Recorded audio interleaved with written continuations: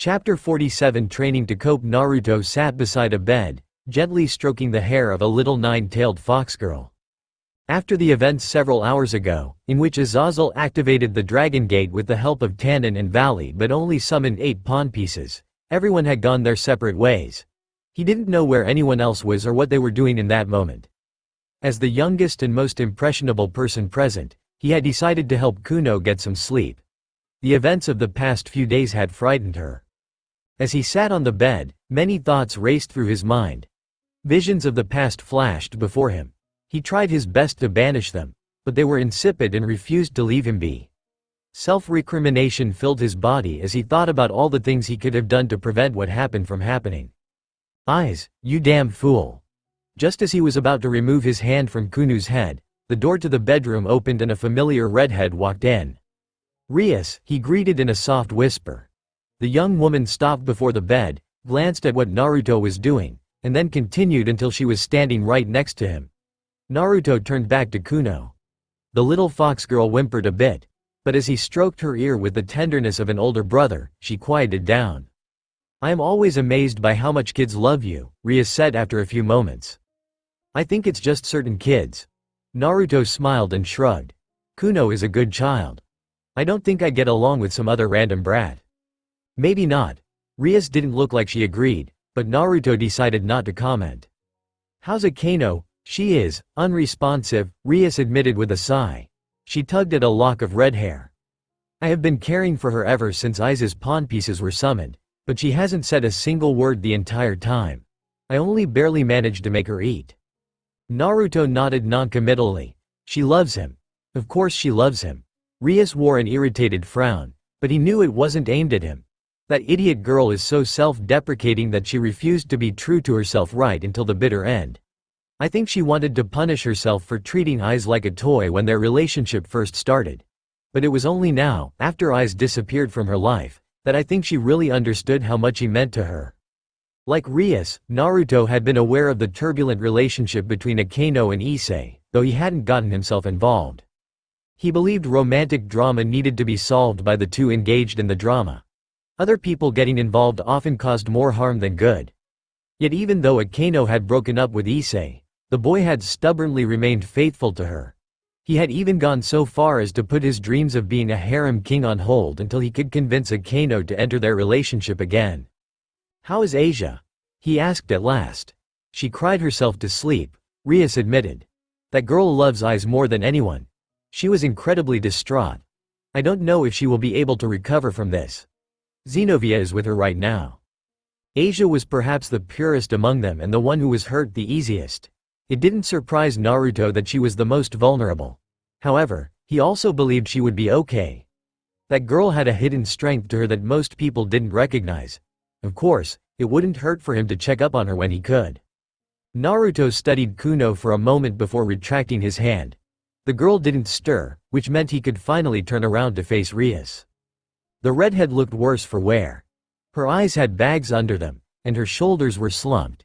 Even her hair seemed messier than normal and the normally vibrant red of her locks appeared dull. She looked worn out and exhausted. How are you feeling? He asked. Ria's lips trembled. To be honest, it feels like I've lost a piece of myself. Aiz was a really good boy, like a troublesome younger brother, and now. Naruto stepped forward and embraced Rias, who didn't hesitate to lean in and begin softly sobbing. As the king of her peerage, she could not appear weak in front of others, especially during times of great duress. She had to be strong. She needed to be a beacon that her family could rely on when the going got rough. However, if she spent all her time being the strength of others, then she'd eventually become brittle and fall apart. That was why Naruto was there. If Rias was going to be the pillar of support for everyone else, then he would become her pillar. This way she wouldn't break from the pressure. As Rias cried into his chest, Naruto ran his fingers through her long, red hair. He didn't say anything. There was nothing that could be said in a situation like this, and just like Rias, Naruto felt the gaping hole in this chest from Issei's loss. Rias's tears eventually settled down, but she didn't remove himself from Naruto's embrace, instead holding him even more tightly as if afraid he would disappear too. Naruto? Yes? I want revenge? On the old Satan faction? And Hades? In the Chaos Brigade, Naruto didn't say anything for the longest time. He leaned down and pressed his nose into Rias's hair. She had a faintly fiery smell, like cinnamon. You know, my sensei was a man who tried his hardest to bring peace to the elemental nations. He was born in a time when war was rampant and people were dying every day. He once told me that hatred is spread by war. Each person has someone important to them, and when that person is killed, the people who are important to them will hate the killer and seek revenge, thus perpetuating the never-ending cycle. Rias said nothing as Naruto spoke, and after he finished, she remained silent for some time as well. Are you telling me I shouldn't take revenge on them for what they did to Aiz? Her voice sounded hot and angry, but she didn't pull away from Naruto as she tilted her head and stared at him. Vibrant green eyes narrowed. I hope that's not what you're telling me. Aiz is a member of our family. To do nothing after he was killed by those people is not something I can do. I never said you shouldn't take revenge. Naruto shook his head as he removed his arms from her waist and cupped her cheeks.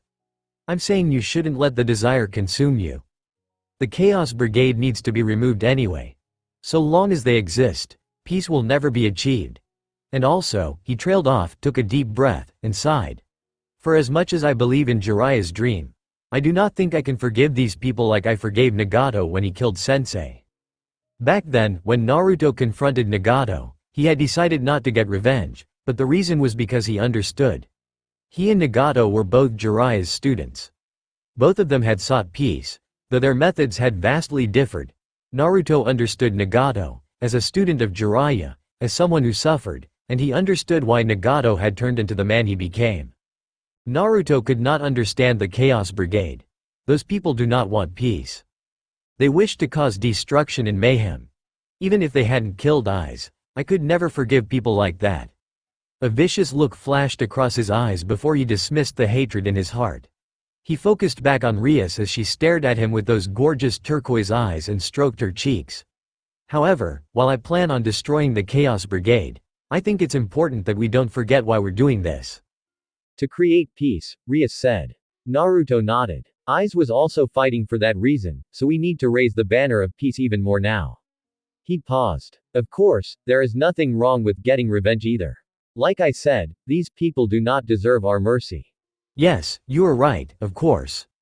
Rias slowly nodded as she realized he wasn't telling her not to get revenge, but that revenge shouldn't be her only reason for fighting. We can't afford to lose ourselves or our cause. That would make us no better than the Chaos Brigade. Yes.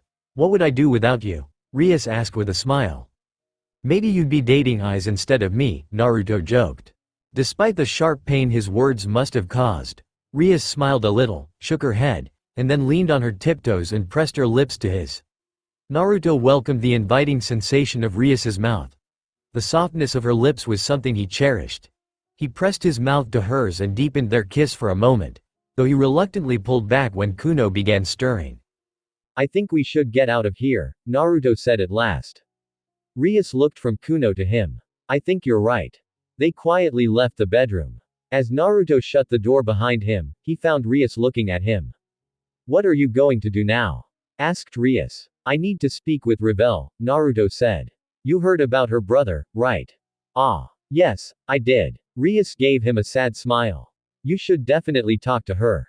I think Kaneko is with her right now, but I have a feeling you're the person she wants to see the most. You always have a way of uplifting others. She bit her lip for a moment before smiling again. I'm going back to take care of Akano. I feel like if someone isn't there to watch her, she'll wither away. I understand. In that case, I'll go find Revel now. On mutual agreement, Naruto and Rias parted ways. Both of them had a lot to do. Rias, as the king of a peerage, needed to look after her queen and bishop. On the other hand, Naruto did not have any obligation nor the ability to provide support for his fellow peerage members right now. Rias would do a better job with that. However, at the moment there was one girl whom he could support. He found Revel in her bedroom. Just like he had expected, Kaneko was with the blonde girl. They had been talking about something when he entered, though he didn't know what since they clammed up once he arrived. Naruto wasn't bothered by that as he walked into the room and smiled at the girl sitting on the bed.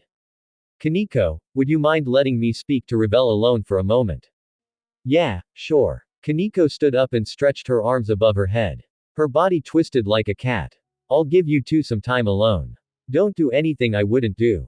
Despite her words making it sound like she thought they would get up to some naughty fun together, Kaneko patted Revel's hands, which were resting on the girl's lap, and then walked out of the room. Naruto looked at the door as it closed, then turned to Revel. She wasn't quite looking at him. He sat down on the bed and pulled Revel into a half-hug. Either this was the moment she'd been waiting for, or her emotions had been on the verge of snapping. Revel leaned into his hug and released a racked sob.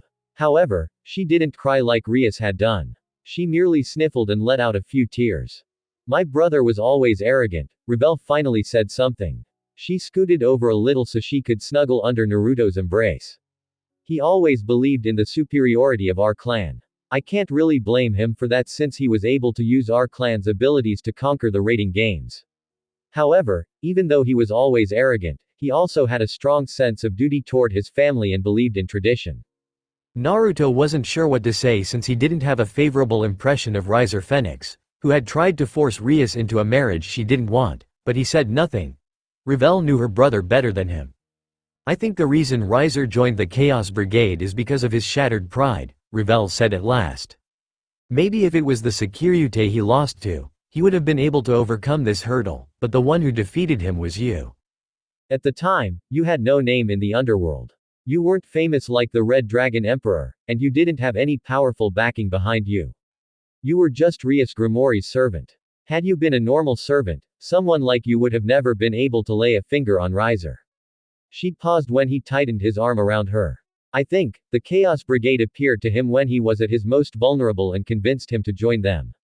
To get revenge on me? Asked Naruto. Maybe, I'm sure that is certainly a part of it. My brother is a prideful man, so he will want to reclaim his pride by destroying you.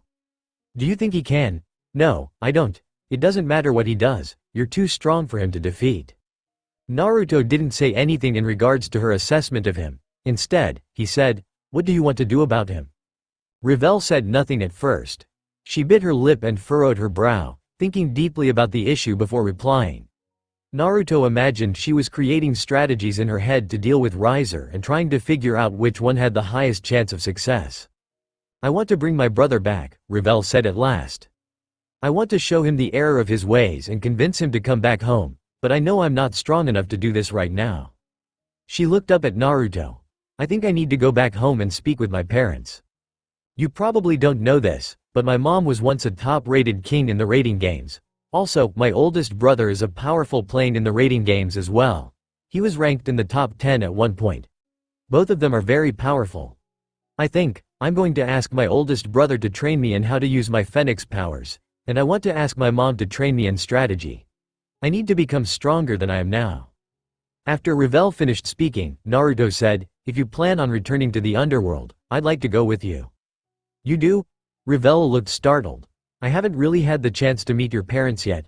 Naruto scratched his cheek with his index finger. Given our relationship, I probably should have met them a long time ago and asked for their blessing. This will be a good opportunity. Revel's lips trembled as a bright red blush lit up her face. Before he could tease her, she buried her face in his chest and hugged him tightly. Naruto reached up and began running his hand over her blonde hair, which had currently been let down. It was soft and curly. He enjoyed running his fingers through it. Thank you, Revel mumbled. I'll talk to Rias about letting me travel to the underworld with you tomorrow, Naruto decided. Revel looked like she was about to say something, but then the door opened and Kaneko stepped inside.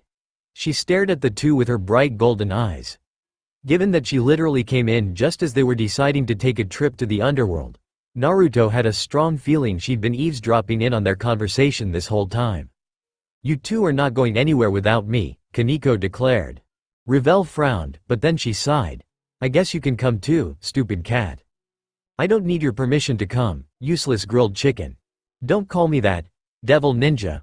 Rias had not slept with Naruto the previous night. He found her sleeping with Akano, who she must have been hugging the entire time. Akano still wasn't responding to outside stimulus, but Naruto didn't doubt that Rias would be able to eventually bring the girl back from despair eventually. Unfortunately, there was nothing he could do to help her.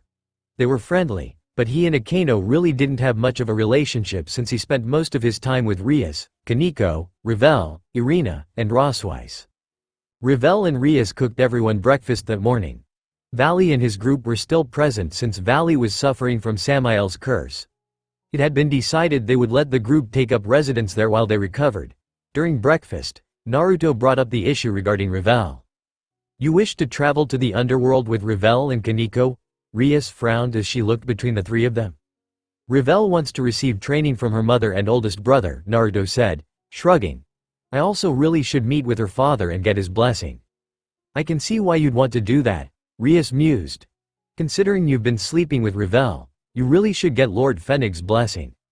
At the mention of how they were intimate, Ravel blushed to the roots of her hair and fire ignited on her head, though she didn't seem to notice the flames spouting from her golden locks.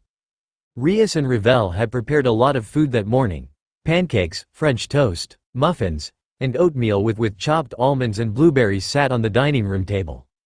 Naruto, who sat between Kaneko and Rosweiss, filled his plate and bowl with as much food as he could.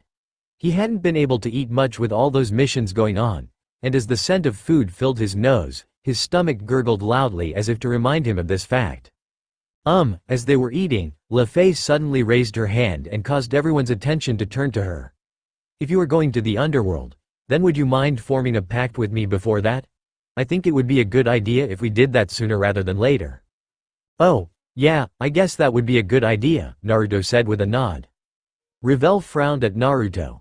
"You are planning to form a magician's pact with LeFay? Is that a problem?" asked Naruto. "No," Ravel shook her head and sighed.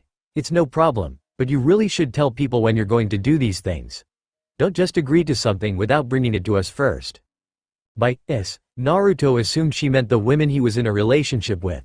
As if to prove his theory true, Kaneko, Rias, Rosweiss, and even Irina nodded at her words. Even Kuno, sitting between Rias and Asia, nodded at him. "I also need to leave for a bit," Irina said suddenly. "With the recent situation getting so out of hand, I'm going to head back up to heaven to receive more training from Lord Dulio. He's Lord Michael's Joker and is currently the strongest of his brave saints. He also wields the second strongest Longinus, Zenith Tempest." She paused. "Though he might not even be in heaven since he's always traveling around the world to try out new foods." "I've heard a little about Zenith Tempest," Kuroka said around a mouthful of pancake. "It grants users the ability to control all weather patterns and elemental attributes. Wielders of it can manipulate the fire, wind, lightning, water, and earth that exist in nature. I heard strong sacred gear wielders who have it can even create artificial clouds in a place where there is no sky. I haven't seen Lord Dulio's true abilities myself, so I couldn't say if he's able to do all that," Irina admitted with a shrug. "I have, de Gazaru," Metatron suddenly spoke up. Everyone looked at the wannabe ninja archangel. The man was sitting at one end of the table with his wings retracted as he ate a bowl of oatmeal. He was wearing pajamas with chibi ninjas on them. Dulio does indeed have great power. I'd even go so far as to say he is another sacred gear holder whose power is abnormal, de Gazaru. Everyone discussed the situation a bit more, and it was eventually decided that Kiba and Xenovia would also be traveling to the underworld to receive training. They would need to contact Circex. Rias wanted Kiba and Xenovia to train under Soji Okita, who Kiba had trained under some time before Naruto joined her peerage. In the meantime, Rosweiss said she was planning to meet with her grandmother, Gondal, to receive more tutelage and refine her magic. "I'm going to stay here and take care of Akeno and Asia," Rias said with a sad smile. "Someone has to help them. Gasper, you can stay with me." Everyone nodded at her words. "I wish I could stay and help out," Xenovia said as she clenched her hands. "But I wish to get stronger. I finally realized how weak I am. I'm not strong enough to take revenge on the people who killed Eyes, so I need to become strong enough that I can demolish them the next time I see them." Kiba nodded in agreement. "We won't let the Chaos Brigade get away with killing Eyes."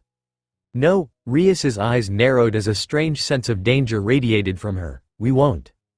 After breakfast, Naruto traveled with Ravel and LeFay into an unused room, where Ravel began pulling objects out of a magic circle.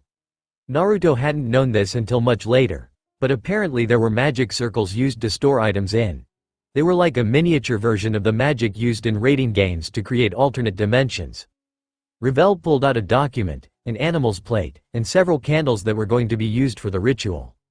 "Thank you for doing this, Ravel," LeFay said with a bow. "To be honest, I'm still a bit wary about allowing Naruto to form a pact with you since you were a member of the Chaos Brigade with Valley," Ravel said with a sigh. "However, I also realize you've been working alongside Naruto in secret, and you possess the many qualifications I would look for in a magician who is going to form a pact with me." Her eyes flickered to Naruto. "Besides, I also know how you feel about Naruto." LeFay's cheeks turned bright red. She looked down and said nothing. The document that was going to be their contract was written in devil symbols. Naruto didn't understand them, but Ravel informed him that it was written like a contract people would often see in the human world. It basically set down the terms for their pact, telling Naruto and LeFay what they were and weren't allowed to do in regards to each other. "Because of the nature of your relationship right now, this contract is going to be fairly open," Ravel admitted as she waved the contract back and forth. "It basically states things like how LeFay is not allowed to betray you, how you cannot betray her, and how you two must aid each other when called upon. LeFay will also get access to tomes on magic that normally can't be accessed by unaffiliated magicians from the House of Gremory and the House of Phoenix. This normally wouldn't be possible, but since you are Rias Gremory's fiancé in all but name and I have, well, you know, anyway, because of your relationship to us, we have been given permission to do things this way." After she explained how the contract would work, she handed Naruto a knife, which she used to cut his palm and write his name in devil symbols. On that note, Ravel had to help him because he still didn't know the devil language too well. LeFay also signed her name in blood, but she used magical symbols instead. Once the contract was signed, they had to begin the ritual itself. LeFay and Naruto stood in the center of a magic circle drawn in animal's blood. They stood face to face. LeFay was a lot smaller than Naruto, only coming up to about his shoulders, so she had to look up to gaze into his eyes. The magic circle began glowing as they stood within it.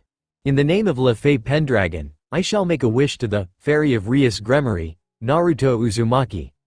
Naruto twitched when she called him a fairy, but he knew it was in reference to the fairy piece that Rias had used to revive him as a devil. That said, her snickering was not doing her any favors. "I wish to form a pact with you, to become your magician and confidant, to help you when you are in trouble, and to receive your aid when I need assistance. Please form a pact with me." Chants like this were normally supposed to be longer and more formal, or so Ravel said, but LeFay and Naruto had built up a good deal of trust. Thus they were able to cut out many of the stuffier and more formal wording. "In the name of Naruto Uzumaki, the fairy of Rias Gremory, I promise to make a pact with LeFay Pendragon, to become your friend and confidant, to help you when you are in danger, and to provide assistance in whatever I can." Naruto paused before giving her a foxy grin. "I hope we can get along even better from now on." As Naruto finished speaking, the document in Ravel's hand glowed with a dark red light. LeFay bit her lip as she watched the light slowly fade. "Has the contract been completed?" asked Naruto. "Yes," Ravel said as she looked the contract over. Looking up from the document, she smiled at LeFay. "Congratulations, LeFay Pendragon, you have officially become the contracted magician to Naruto Uzumaki." Devil Ninja, because they were traveling in separate directions, Naruto, Kaneko, Ravel, and LeFay only journeyed with Kiba and Xenovia partway. They separated after a while and ended up in a second train. This one was emblazoned with the crest of the House of Phoenix. Trains in the underworld remained some of the most opulent Naruto had ever seen. The one they were currently riding in was no different. Dark red carpet spread across the floor. Drapes of the same color hung from the windows, and there were chairs, tables, and couches strewn across the train car they were in. All of the couches were super comfy too. Naruto was sitting on one of those couches with Ravel, Kaneko, and LeFay. Kaneko was curled up with her head on his lap. While Ravel gazed enviously at the girl, she also informed Naruto of everything he needed to know about her family. "Because the House of Phoenix is a lot more traditional than the House of Gremory, we don't have as many business ventures in the human world.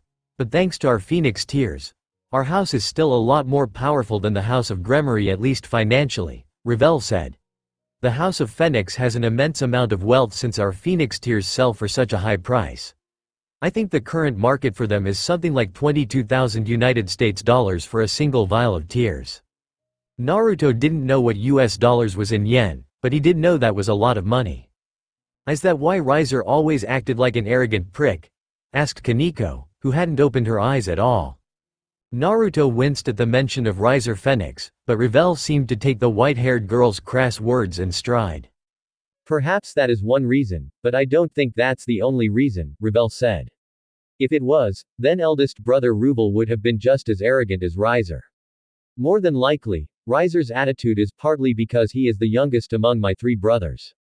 I think constantly being in the shadow of his other brothers might have something to do with his attitude. Kaneko didn't say anything. The amount of land the House of Phoenix owned didn't seem as extensive as the House of Grimoire. Naruto, Kaneko, Luffy got off the train in a small town. It wasn't anywhere close to being as large as the city when they had arrived in Grimoire territory, but Naruto remembered what he had heard about the House of Grimoire being famous for how they treated their servants and wondered if that was why. Why Ubeluna? Revel muttered when they exited the train. Standing several meters from them was a busty woman with wavy purple hair that went past her butt. Some of her bangs fell over the right side of her face, covering her eye. The bangs swished as she tilted her head. She was dressed in a navy blue tunic top with gold accents. The pale blue skirt was open at the sides, revealing extensive amounts of leg and her garter belts when she moved. The top revealed almost all of her cleavage and was held together with a choker studded with blue and red jewels. She also wore a white overcoat with black and gold accents that matched the pauldrons on her shoulder. Her lipstick and nails were both purple, matching the color of her hair and eyes. Lady Revel, I have come to pick you up. The woman, who wore a disheartened and almost numb expression, bowed to Revel. Please come this way. Okay. Revel nodded and gestured for Naruto, Kaneko, and Luffy to follow her. Ubeluna barely spared them a glance as she turned around. She walked off the platform and led them to a car that was parked on the road. Of course, Naruto called it a car, but it was really a limousine, sleek in design, with a streamlined and modern appearance. The interior was almost ridiculously spacious. Despite how much space there was, however, Naruto and his group of girls chose to sit incredibly close together. Ubeluna was frowning at them when she saw how Revel was sitting so close to him their thighs were touching. What's more, Kaneko had taken her spot on his lap, which Revel had fought over for a time before conceding to the Nekusho. Naruto was certain the only reason she hadn't fought harder was because Ubeluna was staring at her. Luffy, the only one who did not fight over his lap, was looking at the decor with interest. It has been quite a while since you have visited your family, Lady Revel, Ubeluna said. It has. How are they doing? Asked Revel. They have been better, Ubeluna admitted after some hesitation. Lord Phoenix is still rather distraught. Actually, he has become even more somber after learning about what happened to Lord Riser. A crack finally appeared on the seemingly emotionally numb woman's face. I can't believe Lord Riser would join the Chaos Brigade. Naruto almost frowned when he saw the emotion on the woman's face, though not because she was displaying it. Ubeluna seemed to genuinely care for Riser. It was clear that his disappearance and re-emergence with the Chaos Brigade had left her distraught, but that just confused him more. To the best of his knowledge, Riser was a prick who tried to force people into arranged marriages. Why would she care about someone like that? You wouldn't know it by looking at Riser's peerage from the outside, but Riser actually treats his peerage very well, Revel said as if she could tell exactly what he was thinking. He is arrogant, yes, but that doesn't mean he isn't kind. Naruto nodded.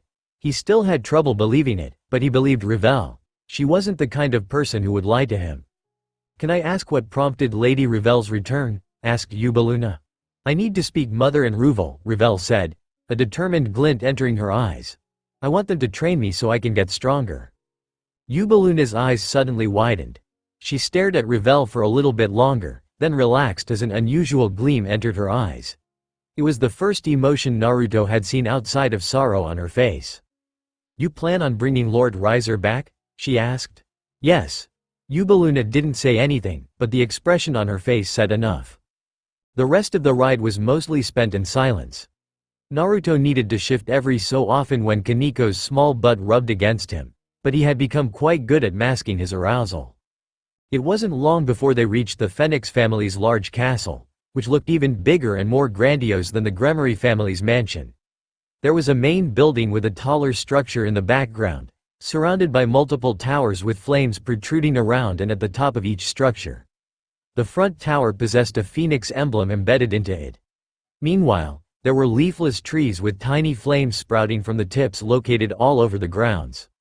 When they reached the entrance and exited the limo, Naruto glanced at the large golden statue in the center of a fountain of fire. Several small poles with flames shooting from the top were arrayed on the sides. There was also an archway structure similar to an aqueduct that also had flames jetting from the top. These phoenixes sure liked their fire. Come, follow me. Yubaluna led them to the front entrance, where a pair of butlers pushed open two large doors. The first thing Naruto noticed about the interior was that it had a red color theme blended with matching colors. The entryway they found themselves in contained a white, square tile floor with large red tiles along the sides with the House of Phoenix emblem. On either side of the entryway floor were large gaps with massive flames sprouting from them, more poles of fire, and elevated platforms with grass and goblets of fire. It was easily the gaudiest thing Naruto had ever seen. He didn't say anything though. Revel's expression when she looked at him told him that she knew exactly what he was thinking. How decedent, Kaneko muttered, only to be elbowed in the ribs by Revel. Revel, welcome home. Standing in the center of the entryway was a woman who could have passed for Revel's older sister. She looked like a woman in her early 20s, with brilliant blonde hair and blue eyes. She had an impressive rack, which was revealed by her red dress. The only real difference between her and Revel, aside from their height, was her hair. It was a lot more ornate than Revel's drill-like ringlets and featured hair decorations that lent her a much wealthier appearance. Mom! Revel rushed forward to hug her mom, who smiled as she wrapped her arms around the girl. Naruto, Kaneko, and Luffy stood back as this happened. However, Yubaluna walked up to the pair and bowed. I will take my leave now. Yes. Thank you, Yubaluna. Naruto watched Yubaluna leave, then turned back to Revel and her mother as they broke apart. Mother and daughter looked at each other. They really did look so much alike. As Lady Phoenix eyed her daughter, a smile suddenly broke out on her face. I see you have accomplished one of your dreams, congratulations. Revel's blush was quite heavy. It looked like all the blood and even fire had rushed right to her face. Thank you. I assume the reason you are here is to get Reiner's blessing to marry my daughter? This question was directed at Naruto. I think it might be closer to getting his blessing to date his daughter, but yeah, more or less. Naruto rubbed the back of his head as he stepped forward. I believe it's still too early to think about marriage, though I do plan on keeping Revel by my side for the rest of my life, so maybe that really is the only way to look at it. Revel's blush couldn't have gotten any redder, but steam did start pouring from her ears. Lady Phoenix observed her daughter with a casual smile as the girl walked back to Naruto's side and took his arm. Why don't you four follow me, she said at last, turning around and walking off, her heeled shoes clicking against the floor. Naruto glanced at Revel, who only shook her head and gestured for them to follow the woman. Lady Phoenix led them through the castle, which was not only ridiculously large, but also featured the Phoenix family crest all over the place. Naruto thought it was kind of tacky. He said nothing on this as Lady Phoenix continued leading them and instead wondered where all the servants were. We have servants, but mother probably wanted to greet us herself, Revel answered his unasked question. Naruto nodded while Kaneko said, your mom is a real go-getter, huh? What does that even mean? Asked Revel. This is a lot like visiting a noble family's house, Luffy muttered as she glanced at their surroundings. I don't think I've ever seen such opulent decorations before. As the three girls spoke, Lady Phoenix observed her daughter, then looked at Naruto. Her eyes contained an expression of interest but also a bit of cunning. He could see an incredibly sharp intelligence in her eyes that made Naruto realize Revel likely got her brilliant mind from this woman right here. Thank you for taking such good care of my daughter. You don't need to thank me. Revel is special to me. Of course I'm gonna look after her. I understand, but I appreciate it regardless. She sometimes has trouble expressing herself, but please continue looking after her. Mom, I will, Naruto said. Lady Phoenix eventually led them to a room that was large and opulent, with its own balcony and even a sitting area. All the decorations were red. Naruto supposed he should have seen that coming. It seemed to be the Phoenix family's favorite color. Reiner is currently very busy dealing with a number of crises that have popped up all over the underworld, So he isn't available right now, Lady Phoenix told them. That said, I will let him know you are here, and you can rest assured that he will make time for you when he's free. In the meantime, please feel free to relax. I will have a servant come fetch you when it is time for dinner. She paused. Also, Revel's room is right down the hall from here, in case you wanted to see it. Mom, Revel shouted. I want to see it, Naruto said, raising his hand. Naruto-sama. Take me there right now, Kaneko added. Not you too. As Naruto and Kaneko teased Revel, Lefei raised her hand. Everyone tentatively looked at her. Do you have a library? I would really like to read some books from the underworld, particularly ones pertaining to magic. Lady Phoenix frowned at the girl, who tried her best not to squirm. She looked from Lefei to Naruto, then to Revel, and then back to Lefei.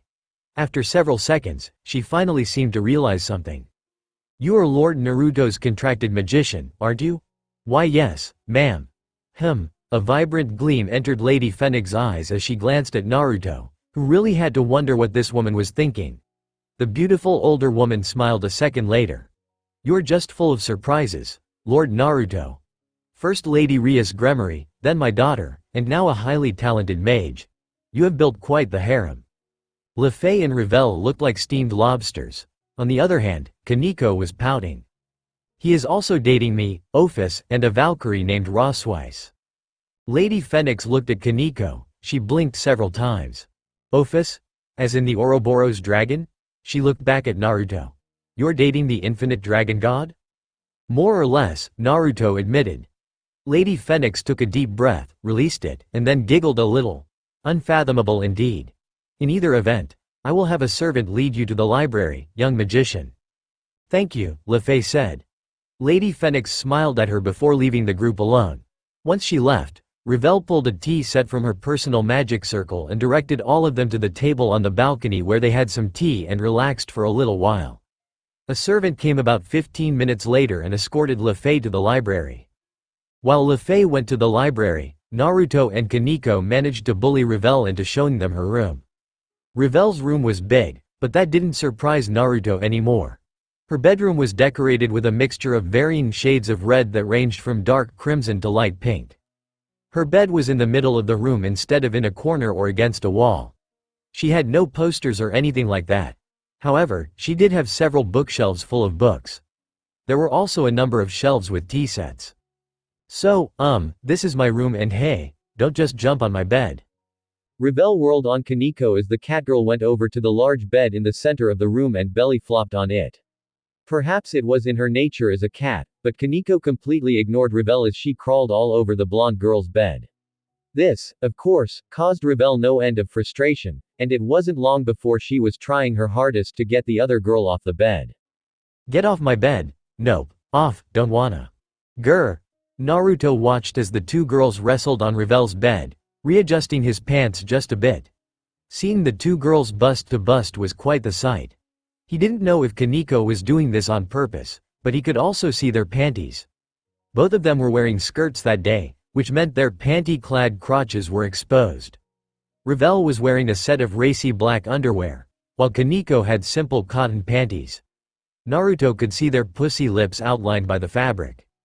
He eventually had to turn away. If he watched any longer, he didn't think he'd be able to control himself. Revel eventually gave up on getting Kaneko off her bed, huffing as the white-haired girl gave her a smug grin before curling up in the center and falling asleep like a cat.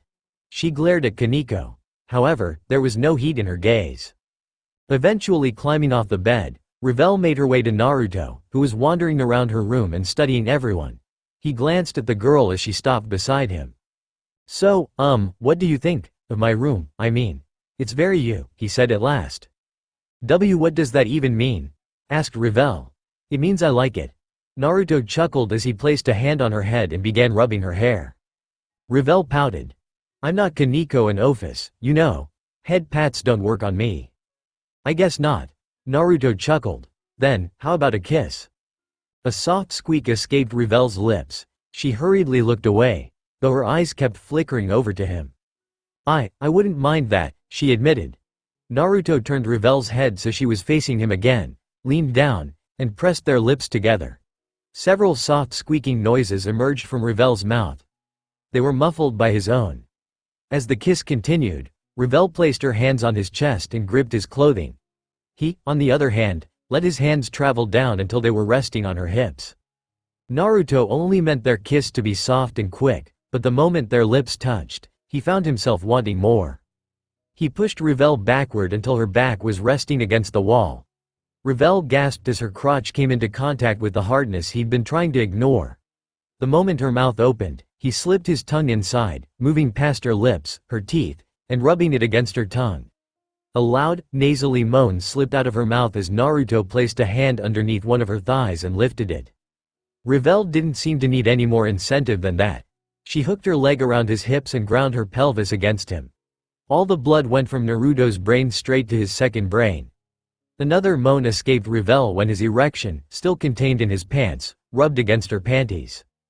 Naruto and Revel probably would have stripped their clothes at some point, but a loud knock erupted from the door seconds later. The two of them leapt apart as a voice came from the other side. "Lady Revel, are you in there?" Naruto didn't know who it was, but Revel seemed to. "Why yes.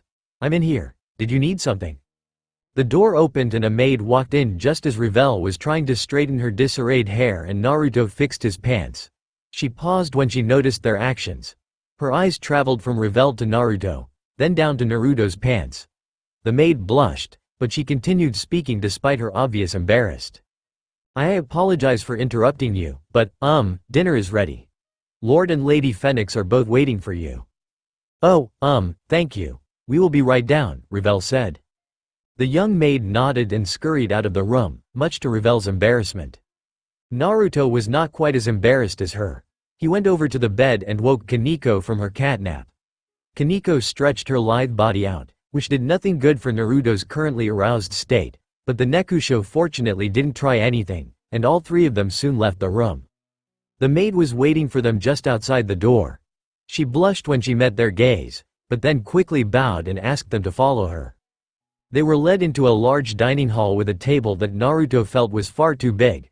Lefei was already present, as were two other people. One of them was, of course, Lady Phoenix. The other was a man who looked to be in his late 20s or early 30s. He had blonde hair like the rest of his family. It was shoulder length, but the back was spiked. He had blue eyes and aristocratic features. Naruto remembered this man from during the party immediately after the rating game between Rias and Riser. As he was directed into a seat with Kaneko on his left and Revel on his right, Naruto wondered about devils and their desire for long tables. Why did they have such big tables when only a few people ate at them? Were they overcompensating for something? Was this like that thing where some guys in America bought really big trucks to compensate for having really tiny cocks? It was a mystery. "It has been some time since we last saw each other," Lord Phoenix said to Naruto.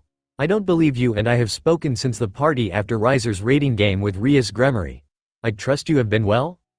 Naruto thought about saying something sarcastic, but since he was here for a reason, he didn't. "I wish I could say that," Naruto said with a sigh.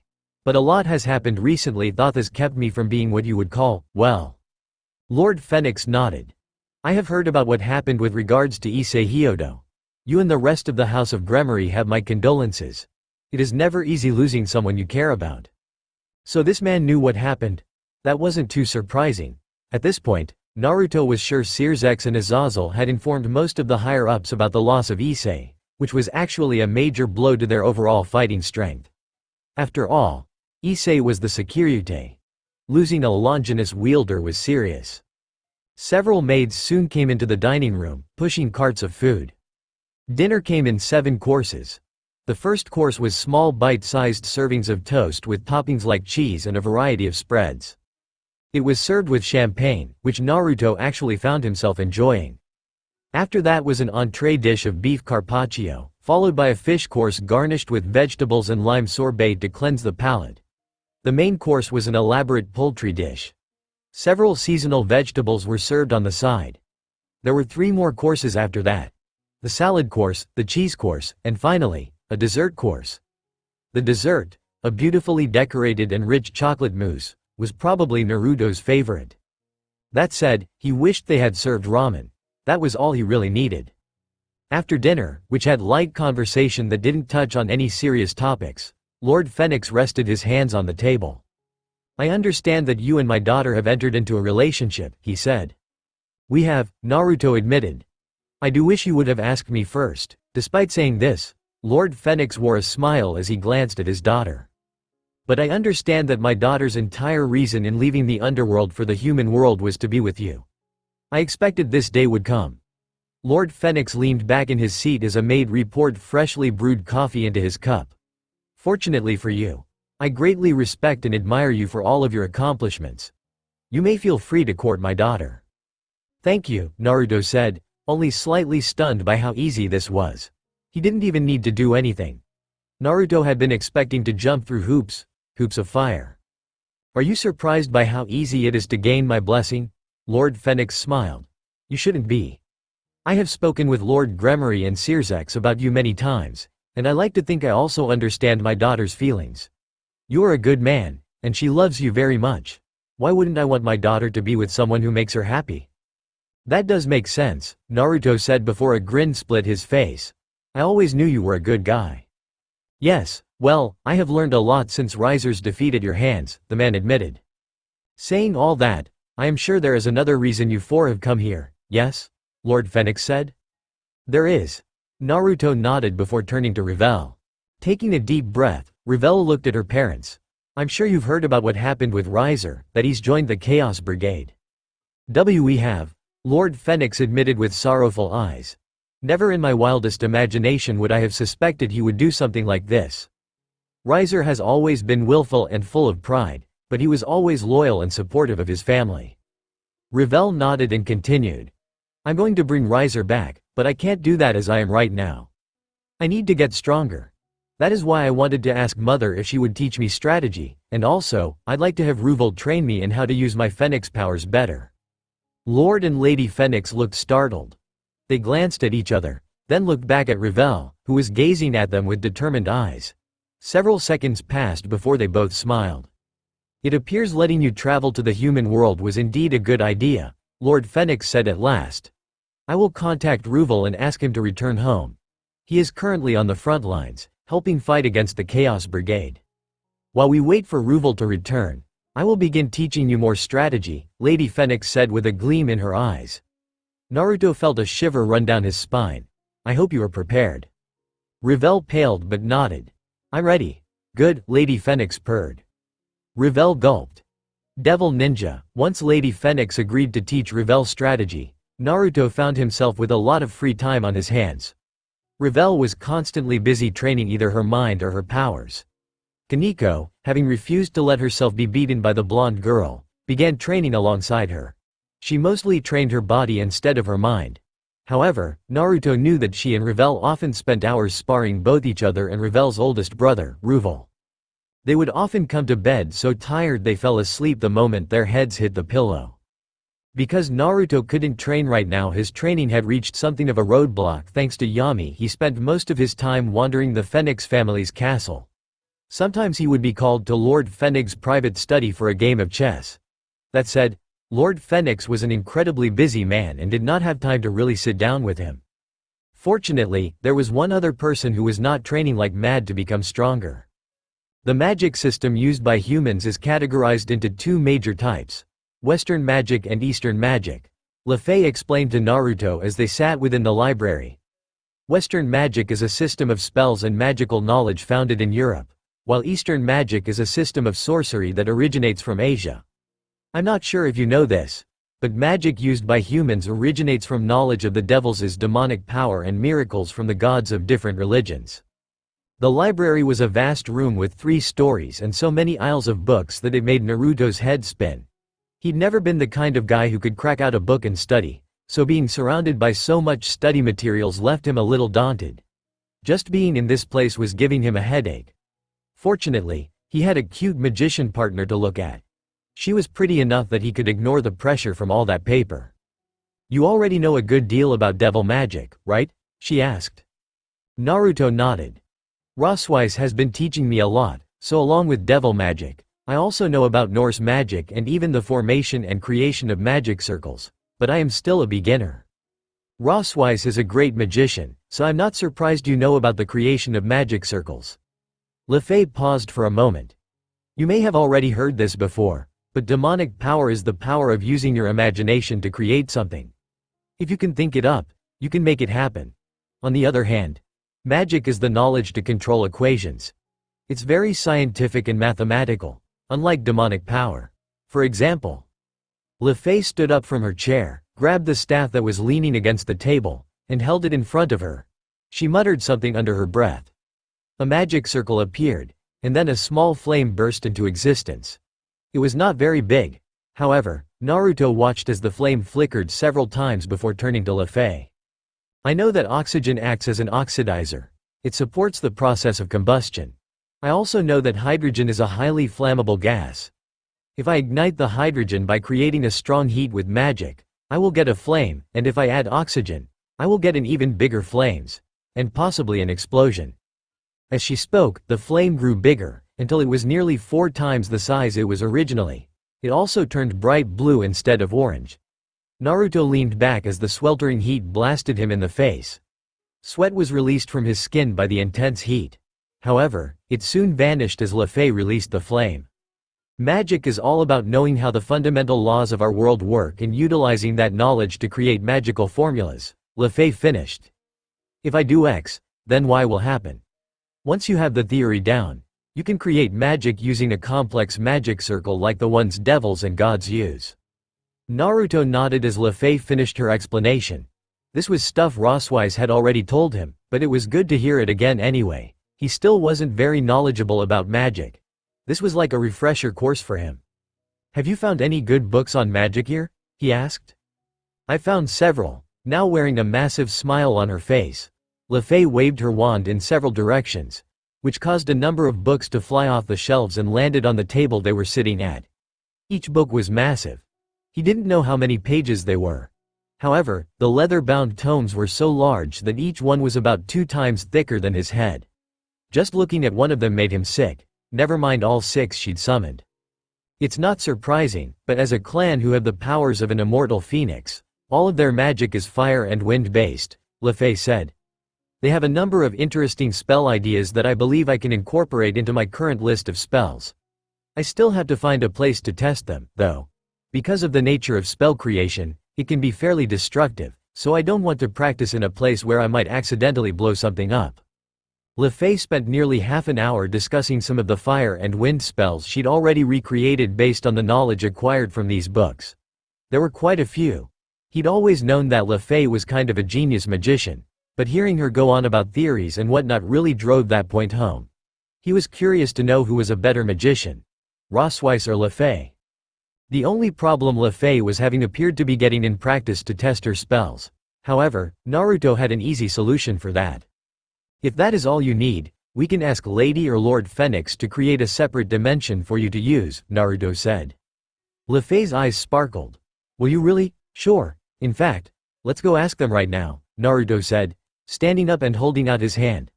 LeFay stared at his hand for a moment as if she didn't know what to do, but then she blushed, reached out, and grabbed his hand. It wasn't very difficult to get permission from Lady Phoenix to erect a barrier around LeFay so she could practice her magic. The moment he mentioned how his contract magician wanted to practice magic in a place where she wouldn't accidentally destroy anything, Lady Phoenix ordered her servants to create an alternate dimension similar to the ones used in raiding games. This one was smaller, being only about the size of a small theater, but LeFay could blow stuff up to her heart's content and not worry about property damage. After ensuring LeFay had a place to practice, Naruto found Revel and Kaneko sparring against Ruvel. Ruvel Phoenix shared the same physical traits as the rest of his family. He had blonde hair and dark blue eyes. He looked a lot like Riser, though unlike Revel's third brother, Ruvel had longer hair and wore what Naruto would call proper noble attire. At present, Ruvel was giving Revel some really tough training by basically beating the snot out of her. Kaneko was with her, fighting alongside the girl, but even together, it was clear to Naruto that neither of them were a match for Ruvel Phoenix. High in the sky, Revel was launching several bursts of orange flame at Ruvel. The flames were all strategically placed to block his escape paths. Sadly, Ruvel didn't even need to worry about that. The moment she launched the flames, he held out his hand, creating a magic circle, and the flames she fired off suddenly turned back around and shot toward her. Revel and Kaneko tried their best to dodge the attacks, but there were so many they ended up getting hit. Naruto clenched his hands into fists when he saw the two fall to the ground, but Revel managed to catch herself and Kaneko landed on her feet just like any cat would. That's not a bad attempt at keeping me from moving, but Revel, you really should be more creative with your powers, Revel said. He spread his arms wide as flames erupted from several magic circles that appeared around his body. The fires coalesced together, forming what appeared to be a massive phoenix that spread its wings. As devils, we can create anything so long as we can imagine it. You know this as well as I do. Now, let's see if you can handle this attack. Revel pointed his hand at Revel. The phoenix released a furious cry as it raced toward her. Revel's eyes went wide, but she hurriedly created a magic circle. At first, Naruto thought she was going to try and defend against the attack by creating a shield, and he shook his head in disappointment, but then he noticed that wasn't what Revel was doing at all. A massive triangle-shaped blade of wind appeared in front of her and shot into the flames. This normally would be a bad idea since wind could be used to fan the flames and increase their potency, but the shape of her wind blade was a wide triangle like a wedge. When the flames struck the wind blade, they split in half and traveled along the currents of wind, which took them further away from Revel. Before the flames could crash into the ground, they dispersed after striking a magic circle that appeared at random. It looked like this place was protected by a barrier. Revel nodded as he stared at his sister. That wasn't bad. You created a wind blade and used it to counteract my flames by using the wind to redirect my attack rather than attempt to fight it head-on. That's because I know, you are stronger than me, Revel gasped as sweat poured from her brow, neck, and caused her clothing to stick to her skin. There's no way, I can fight, head-on, with you. As she spoke, Kaneko flapped her devil wings and ascended into the air. She hovered next to Revel. Unlike her phoenix friend, the Nekusho still looked raring to go, but that didn't surprise Naruto. Between the two of them, Kaneko was much stronger, with her durable body, incredible strength, and wealth of combat experience. Revel, in contrast, had mostly acted as a strategist until quite recently. That is true. Revel nodded. However, power is not everything, as you just proved. Sometimes being able to use your powers more creatively than your opponent is more important than being able to overpower your enemies. Now, let's continue. The three began battling again, with Revel launching attacks designed to capture and seal Revel's movements, while Kaneko battled him in a straightforward confrontation. Revel was clearly getting more creative than before. She launched a phoenix at Revel, and when he destroyed it with a punch, the flames were scattered before transforming into a whip that wrapped around him. Of course, Revel was a phoenix and dispersed the flames easily, but the single second it took him to act was enough for Kaneko to get in close. An intense taijutsu battle took place as the two traded blows. Small explosions of power rippled through the air as Kaneko covered her body in tuki. Revel must have realized he was no match for this seemingly frail-looking girl up close. He moved back, but Revel had appeared above him and attacked with several wind blades, which whistled around the man's body. The wind blades were destroyed with searing flames, but then the flames sputtered before going out. I see, Revel's eyes glowed as he grinned at his sister. You're using the wind to remove all the oxygen around me so I can't create flames. That's a good idea, but you know a phoenix doesn't need oxygen to make fire, don't you? The moment he said that, demonic power that could rival an ultimate-class devil erupted from Revel. Flames blazed around him and destroyed the wind vacuum Revel had created. Kaneko, who had been going in for a finisher, was blasted backward. She managed to stabilize herself and flew toward Revel. Your brother is a BAMF. Revel paused. What's a BAMF? Badass motherfucker. Please don't give my older brother weird names.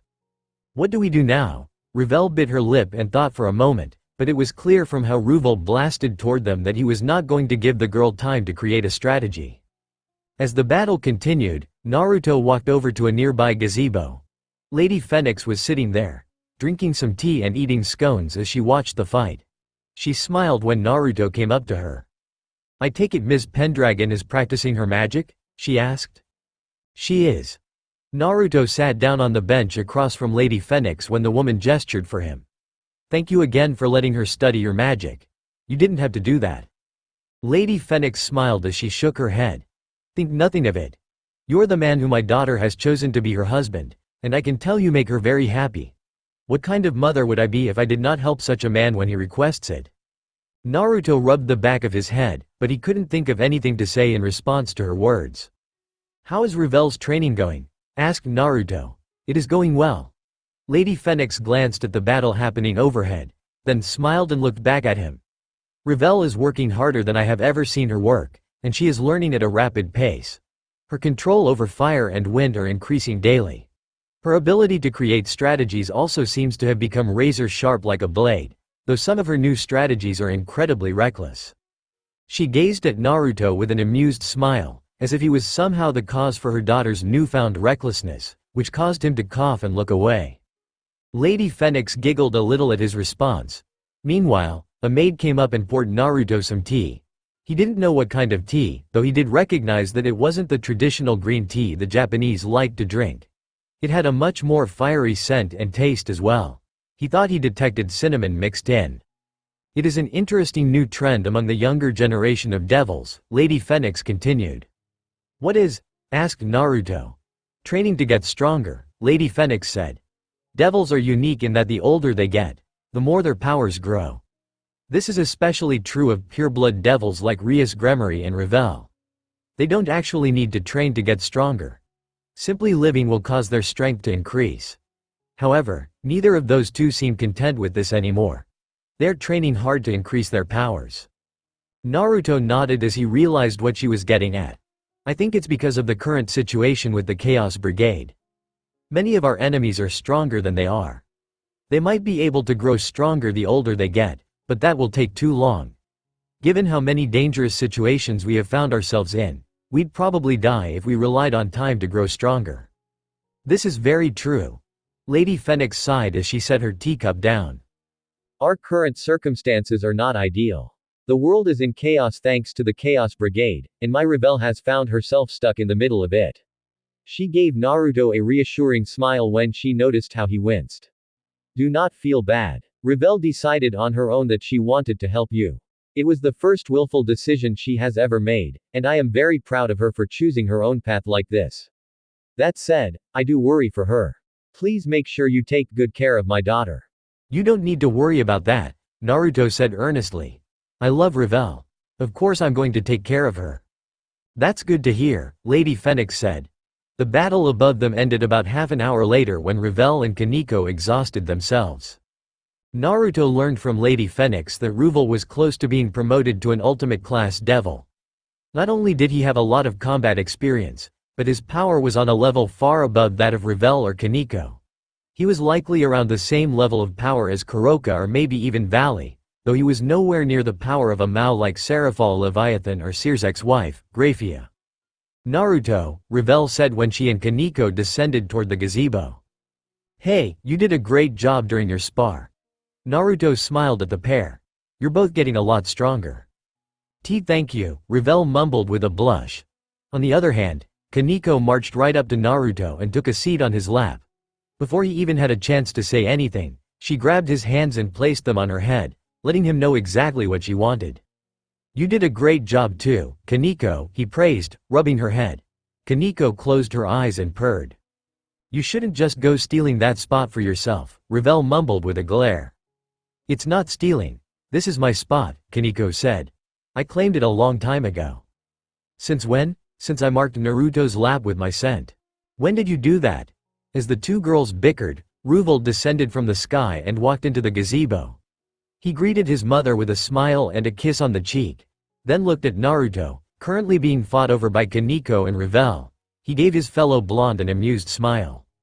You seem to be quite popular with the ladies, he commented.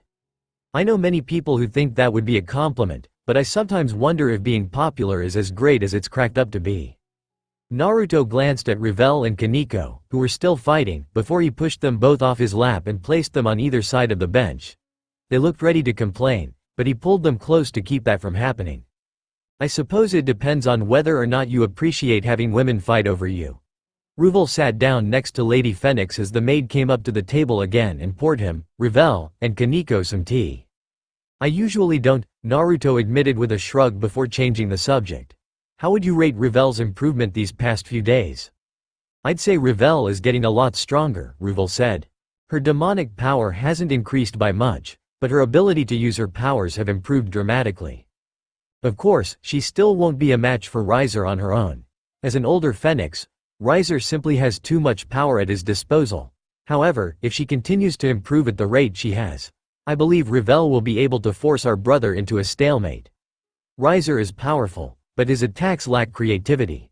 He prefers to rely mostly on his bloodline to battle and never bothered training his powers. Naruto had noticed that when he fought against Riser during the raiding game so many months ago, his powers had been strong but lacking imagination. All of his attacks were basic. He relied mostly on his regeneration abilities. Now that she had been brought into the conversation, Revel bit her lip a little as she said, I don't think I will be able to catch up to Riser by the time I confront him again.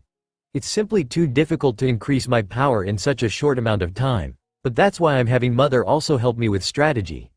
I'm thinking if Kaneko and I can create several decent strategies to deal with another member of our house, I should be able to defeat him.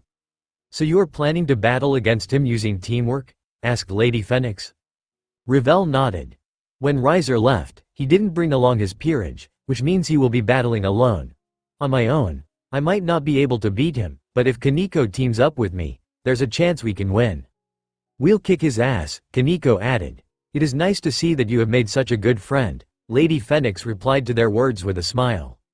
Speaking of Riser's peerage, Naruto had run into several of them during the past few days. All of them except Yubaluna had turned their noses at him. He had the distinct feeling they hated him for driving Riser to the point of leaving. Of course, none of them said anything because he was a guest of the House of Phoenix, but he was sure they were thinking it when they glared at him from a distance. That also made Naruto wonder why Riser had left his peerage here.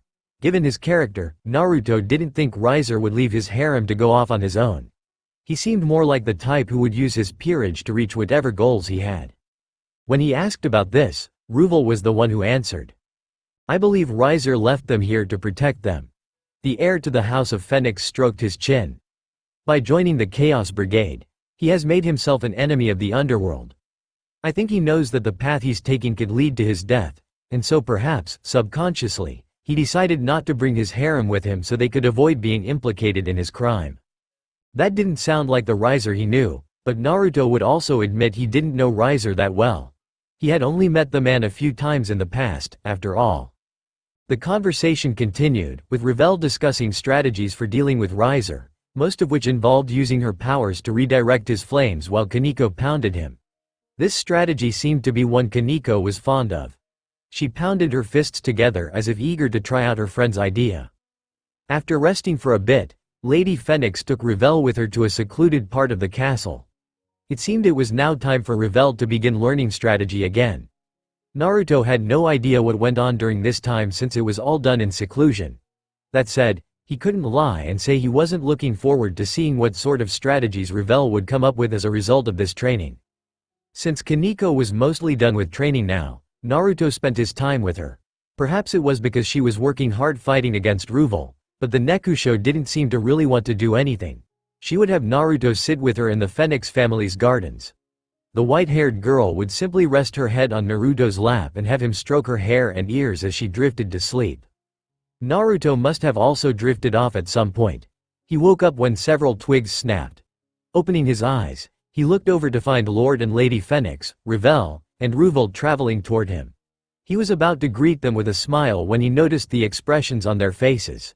His own lips curled into a frown. Is something wrong? You four look like someone killed your favorite pet. As Naruto's voice caused Kaneko to stir, Lord Phoenix gave him a grave look and said something that sent shock coursing through his body. We have just received an urgent request for aid from Searsex. The Chaos Brigade is attacking a city in the underworld alongside several evil dragons.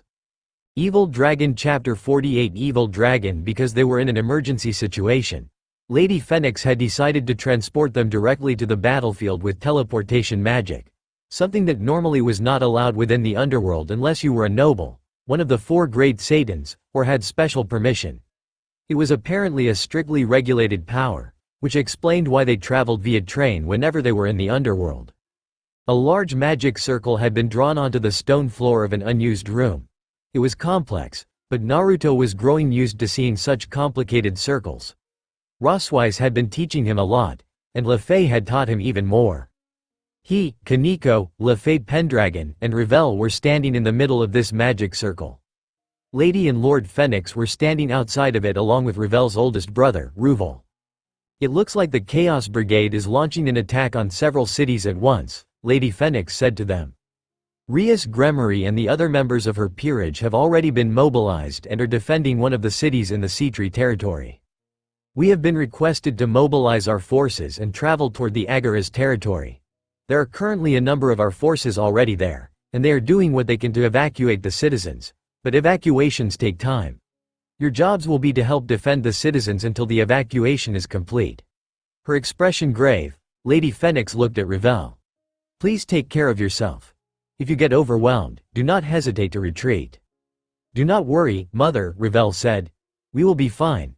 I am with Kaneko and Naruto-sama. I'm also here, Lefay said with a huff. Did you forget about me? I have not forgotten about you, Revel assured. It's just that we haven't had a chance to really join forces before. Lefay didn't look like she'd been placated, but Naruto placed a hand on her head. In that case, I won't say any more, Lady Phoenix said. We're teleporting you now. Naruto was pretty used to teleportation magic these days, so he didn't bat an eye when the magic circle began glowing seconds before the world around them suddenly changed. Almost immediately after teleporting, the screams and cries from panicking and pained civilians reached his ears. The scent of fire and blood filled the air. Kaneko wrinkled her nose. Revel had to cover her mouth and nose with her hand. Explosions rocked Naruto's eardrums. When he looked around, he saw several fires burning further away, buildings exploding as magic struck them, and many figures flying through the sky as they clashed. He recognized both forces. The ones fighting were the soldiers under Lord Phoenix's command, recognizable by the blazing armor they wore, which looked like crystallized flames, and members of the old Satan faction from the Chaos Brigade. It looks like the Chaos Brigade is going all out, Lefay said as she looked at something in the sky. They've even come with Nihage. Naruto, Revel, and Kaneko looked up to find out what Lefay meant, and that was when they saw it. The dragon. Its black scales were so dark it felt like all light that came near it would be devoured. Only his underbelly was a different color, being khaki. While his appearance was very serpentine, he had 4 limbs and 4 large wings, which he flapped to create powerful gusts that knocked multiple devils away. Naruto didn't know how big he was, but this dragon was quite large. What can you tell me about Nihage? Asked Naruto. Not much. Lefay shook her head. Team Valley was not made privy to anything regarding the revival of evil dragons, so I don't know anything more than legend. Nihage was a dragon whose greed was so insatiable that he even gnawed on a root of the world tree, Yggdrasil. His name means malice striker. The term Ni is a social stigma implying the loss of honor and the status of a villain in old Viking society. So, basically, we don't know what he's capable of, Naruto said with a sigh. I'm sorry, Lefay apologized. It isn't something for you to apologize over. It just means I'll be going in blind. Naruto took a moment to think about their situation, how they should fight, and then made a decision. I'm going to fight Nihage alone. If I can pin him down and keep him from attacking, it should relieve some of the pressure our side is facing. In the meantime, I want you 3 to help protect the citizens. Are you sure you'll be okay on your own? Asked Revel in worry. I am, Naruto said with a reassuring grin. Don't worry. There's no way some lame-ass dragon is gonna beat me. Lefay sighed before a resigned smile appeared on her face. Only you would call one of the most powerful evil dragons in the world a lame-ass dragon. HMPH. Come on, you two, Kaneko said. Naruto can deal with the flying lizard. We have our own job to do. Yes, you're right, Revel agreed. Let's go. Revel and Kaneko flapped their wings and flew off, while Lefay followed them on her broom. He only watched them for a moment before looking back at the dragon. Nihage swung its massive tail and slammed it into several devils unfortunate enough to be in its way. At the same time, several magic circles appeared around it and released streams of offensive magic. The magical attacks slammed into a number of devils from long range and blasted them out of the sky. It looked like this Nihage was incredibly powerful. Naruto knew of the power of dragons, so he was aware of how strong they could be. But it seemed this particular dragon was more outstanding than the others. "Pathetic devils," Nihagr roared. "Dost thou really think such cretinous fools can defeat me? Foolish? Suffer the consequences of thou's defiance and die?" Naruto decided at this point to intervene. He released his wings, created a magic circle underneath his feet, and blasted off the ground. The magic he used was wind magic, which propelled him forward at speeds far faster than even a devil could normally travel. Kage Bunshin no Jutsu. Several clones appeared around him, 5 in total, and they split up into 3 groups of 2. Naruto and the clone with him created a Rasen Shuriken. The other 2 groups created a lava release Rasen Shuriken. The 2 Yotan, lava release, Rasen Shurikens turned a molten orange color. Heat billowed from each jutsu, distorting the air around the lava-infused nucleus. So hot was this attack that even the blades swirling around it were emitting steam as they spun. Since releasing these techniques from close range was dangerous, Naruto sent the clones ahead and fell back. His plan was to blast Nihagr in the underbelly with all 3 jutsu at once. Not even a powerful dragon would be able to withstand such an attack. Well, that was his hope. Just before his attacks could strike the dragon, Nihagr swung his massive tail and smashed it into the clones. 2 of the clones dispelled, their techniques going with them, but the last clone managed to slam his Yoden Rasenshuriken into the tail. A loud wail emitted from Nihagr as the attack annihilated his tail, then traveled on and slammed into his body. The jutsu expanded. A massive ball of lava formed in the around Nihagr, engulfing him completely. Several of the devils fighting in the vicinity paused when they saw this. Naruto was too far away to see their expressions, but they seemed surprised. Even the members of the Chaos Brigade had stopped attacking to look at Nihagr. "You blasted devil!" A loud roar erupted from within the ball of lava. "I shall annihilate thee." The lava dispersed as a gust of wind erupted from within it. Nihagr was still alive, though it looked like half his body was missing. Yet even as Naruto stared, the dragon's body was reforming, slowly mending together until he was once again complete. So this dragon had a form of high-speed regeneration like Naruto, or at least something that resembled high-speed regeneration. That meant killing him outright would be hard. HMPH. I see now. Thou art the one who has been giving that Rizavam so much trouble lately, the one called Naruto. That's me, Naruto said. I hath heard that thee were a foolish devil who believed he was all-powerful, but to think you would dare to challenge me to combat. Doth your arrogance know no bounds? You speak funny, Naruto said. Do you have a speech impediment? Rude, just for that insult, I shall destroy thee with all that I have. Naruto would have said something else, but Nihagr released a stream of black clouds from his body, which blew out in all directions.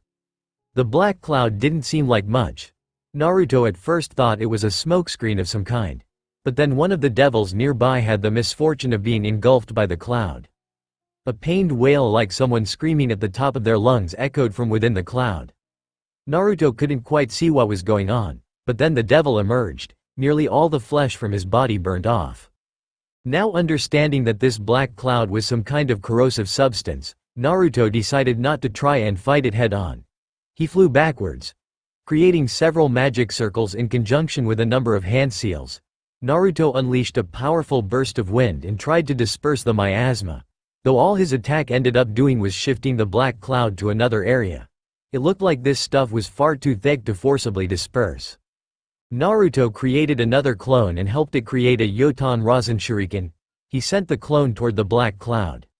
His eyes narrowed when his clone slammed the jutsu into the corrosive substance.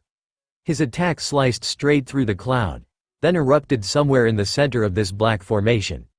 Perhaps it was because lava had a melting effect, but the black substance burned away and dissipated like water after turning into steam.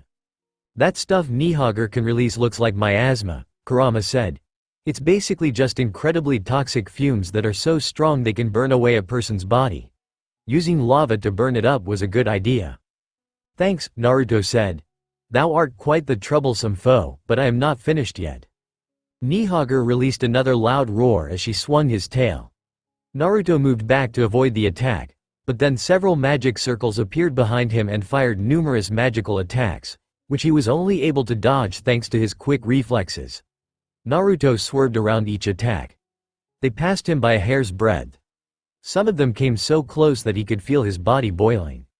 Since it looked like his retreat was blocked, Naruto shot forward instead, arriving next to Nihage within several seconds.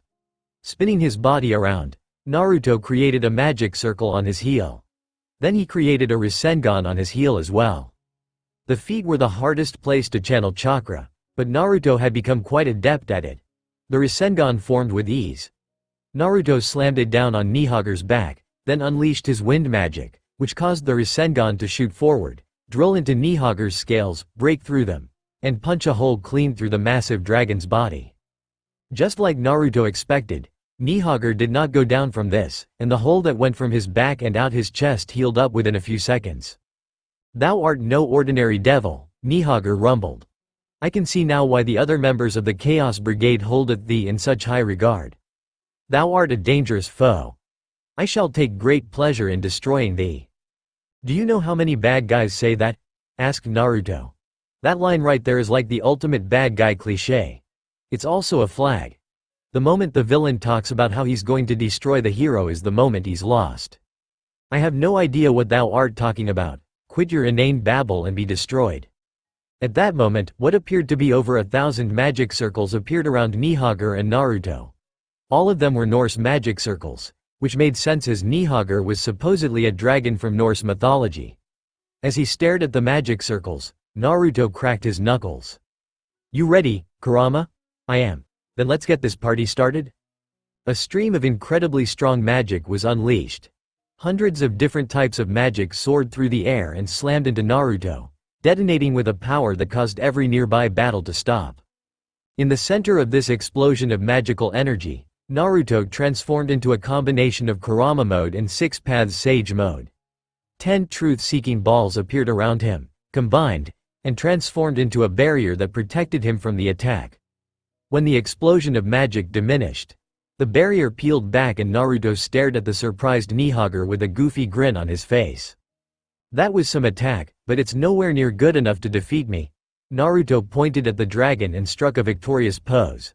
"Didn't you know? I'm the most badass fucking devil ninja in the entire world." Devil Ninja, Revel, Kaneko, and Lefei were doing their part to help the civilians evacuate. They were not part of the evacuation effort itself, but they were doing everything they could to protect those who were fleeing. Since the evacuation was being done by members of the Agara's family, Revel had decided their job would be to seek out and rescue civilians who were trapped or otherwise incapable of fleeing. To that end, they used Kaneko's ability to sense life with senjutsu to their advantage. "There are 2 people surrounded by half a dozen douches on our 6, Kaneko said as she turned around and began traveling in a different direction. "I see them," Revel said. "Lefei, can you provide us with long-range support?" "Of course." Lefei thumped her chest as she flew on her broom alongside them. "I'll support you both from a distance with my magic." With Lefei supporting them from the rear, Kaneko and Revel rushed forward. By now, they could easily see the people they were charging at. 2 young boys were surrounded by 6 devils from the old Satan faction. The boys were crying, of course, and the old Satan faction devils were in the process of killing them. Magic circles were formed, hands were raised, and weapons were aimed. It seemed excessive to use that much power just to kill 2 children, but Revel knew these devils were trying to invoke fear in these kids before they died. "Hey, douches, why don't you pick on someone your own size?" "You aren't their size," Revel wanted to say, but Kaneko had already launched herself into the back of one of the old Satan faction devils. She winced as the sounds of bones snapping filled the air. The man she had struck released an agonized scream as he was blasted off his feet and smashed into the wall of a building, which quickly collapsed on top of him. The remaining 5 old Satan faction devils turned to Kaneko. Revel used their distracted state to her advantage, generating a massive tornado of fire, which swirled around her hand and burned so hot the air became distorted. She launched the fire tornado at the group, catching 2 devils in her attack. Both screamed as they were engulfed in flames, but those screams died out soon enough. The power of her flames caused their bodies to evaporate. "Who are these little girls?" shouted one of the remaining 3 old Satan faction devils. At that moment, Kaneko appeared before him and punched him in the gut. Her attack was so powerful that not only did the man double over like a fold-out chair, but Revel was sure his spine had snapped. Kaneko showed this man no mercy. Call me, little girl, again, dickweed. Go on, I dare you. Whether or not the man would call her that again became irrelevant seconds later. Kaneko was unwilling to show this man even a single sliver of mercy. After punching him so hard he nearly coughed up his kidney, she retracted her hand, then hit him with an uppercut so powerful his body was lifted several meters off the ground. Kaneko finished her assault by leaping into the air, spinning her body around like a corkscrew, and slamming her heel down on the man's head. Kaneko barrage. A shockwave erupted from where foot met skull. Ravel could not help but wince when she saw the blood spurting from the man's head, though he was launched back to the ground mere seconds later. The devil struck the ground with a thunderous explosion. Dust and pavement flew everywhere as many large cracks spread from the center of impact. Ravel warily watched as a large crack formed in the nearest building, which suddenly collapsed. There were 2 devils left, but Ravel didn't have to do anything to them. A pair of magic circles appeared underneath them.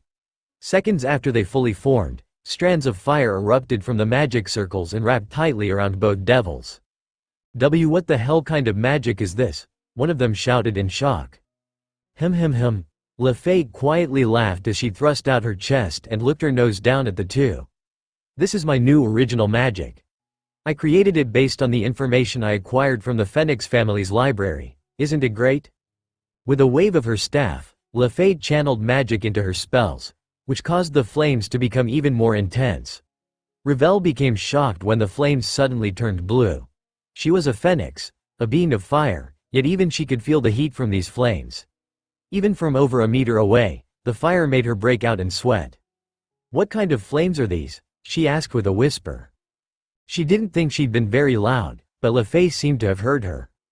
They aren't anything special, her fellow blonde answered. The flames are blue due to the increased supply of oxygen. When I was deciding on what kind of fire I should use for this spell, I felt like a higher concentration of oxygen would help create a more powerful flame. Fire turns blue with an increased oxygen supply because the oxygen ionizes gas molecules in the flame. At that moment, the 2 devils trapped by the flames were reduced to ash. Ravel muttered. Le Fay was on a roll now. I actually showed this to Naruto as well. He was pretty impressed. Is that so? Ravel said. Yup, and what about you? Asked Ravel, turning to Kaneko. Kaneko barrage? Really? Kaneko shrugged. I saw Naruto once pull off an attack he called the Uzumaki barrage. It seemed cool, so I thought I'd try it out. You people, Ravel placed a hand to her forehead and shook it. Oh, no, you seem to be exasperated by something, Ravel dear, a familiar and chilling voice suddenly said from above. Ravel, Kaneko, and Le Fay looked up to find Riser floating above them, wings of fire jutting from his back. He wore the same clothing he had last time. Likewise, the same arrogant smirk was plastered on his face. Ravel felt the blood drain from her face, but she soon hardened her resolve. I didn't realize we would meet again so soon, brother. You and me both. Riser swept a hand through his hair as the smirk on his face shifted into a mocking smile, which honestly wasn't all that different from the smirk. I thought it would be at least a little while longer before we could meet again, but then I heard from my sources that you were in this town and decided to head over myself. The smile left and his expression turned serious. I won't let you do as you please anymore. I'm taking you back to the old Satan faction with me. I'm not going back with you, Ravel declared as she pointed at him. Instead of going with you, I'm taking you back home. Riser's expression darkened. That's not happening. It is happening. Despite how she felt her knees shaking at the thought of confronting her brother again, Ravel still managed to smile. I'm not alone this time. You won't win. As she spoke, Kaneko and Le Fay closed ranks with her, as if to show their solidarity. She felt their presence even more than she saw them. Kaneko had always been a constant in her life since she began living with Naruto, and the feeling of her presence next to Ravel made the blonde girl feel a lot more at ease. Le Fay was new. She didn't know the magician that well, but she seemed like a good person. Naruto trusted her. That was what mattered. HMPH. Even if there are 2 more people, it won't matter, Riser said as the flames behind his back grew larger and burned even hotter. My power has grown a lot. Even Naruto himself wouldn't stand a chance against me now. As soon as he finished speaking, Riser held out his hand, producing a magic circle, which erupted with flames seconds later. The raging fire transformed into a phoenix. releasing a powerful yet shrill shriek as it charged toward them. The mighty beast that was at least 5 meters large flapped its wings. Revel, Kaneko, and LeFay sprung away from the attack. Kaneko darted across the ground, while Revel and LeFay took to the skies. The phoenix struck the ground and exploded, but just as Revel assumed they were safe, the flames from the explosion changed into streams of fire that raced toward her and her two companions. "What impressive magic!" LeFay shouted as she held out her staff and created a magic barrier around herself. Several streams of fire slammed into the shield, which shook something fierce but held. Revel held out her hands and created a powerful tornado of fire that swirled around her body. The fire from Riser's attack struck the tornado and got sucked into it. The powerful rotational force of her magic tore the flames apart. When Revel believed herself to be safe, she cancelled the fire tornado and looked over at Kaneko. Her Nekusho companion was running along the ground, dodging multiple streams of fire that flew at her from all directions and angles. Revel was about to race down and help out. Just before she could get moving, however, Kaneko slammed a fist into the ground. The area underneath her feet caved in and Kaneko disappeared seconds before the area around her feet exploded.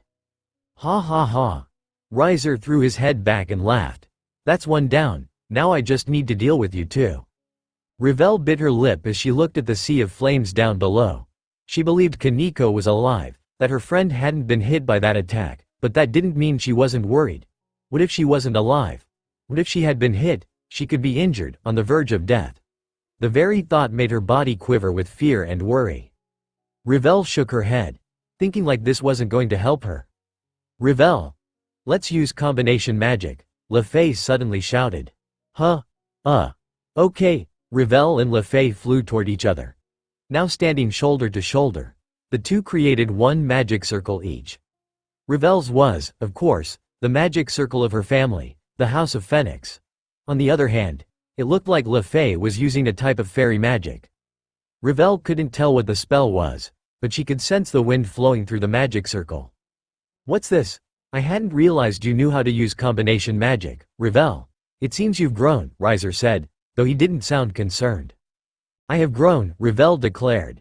"Ever since I began living with Naruto, I've grown a lot.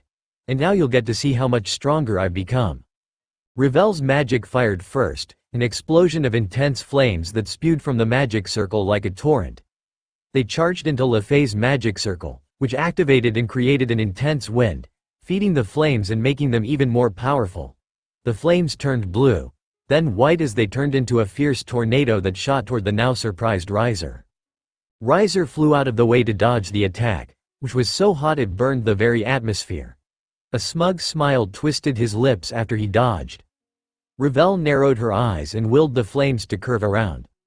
Riser was so certain he had avoided the attack that he didn't even think to look back. It didn't help that LeFay had created several more magic circles to keep his attention on her, though they were all dummy circles. The tornado of white fire slammed into Riser's back. The shocked man released a pained cry as he was sent sailing toward the ground like a comet. Before he could strike the earth, the ground exploded and Kaneko burst from it. Two tails had sprouted from her back and cat ears appeared on her head. Her body was covered in a light aura of power. "Eat this, dipshit." Her movements were simple, a straightforward punch to the face, yet that punch contained an incredible power.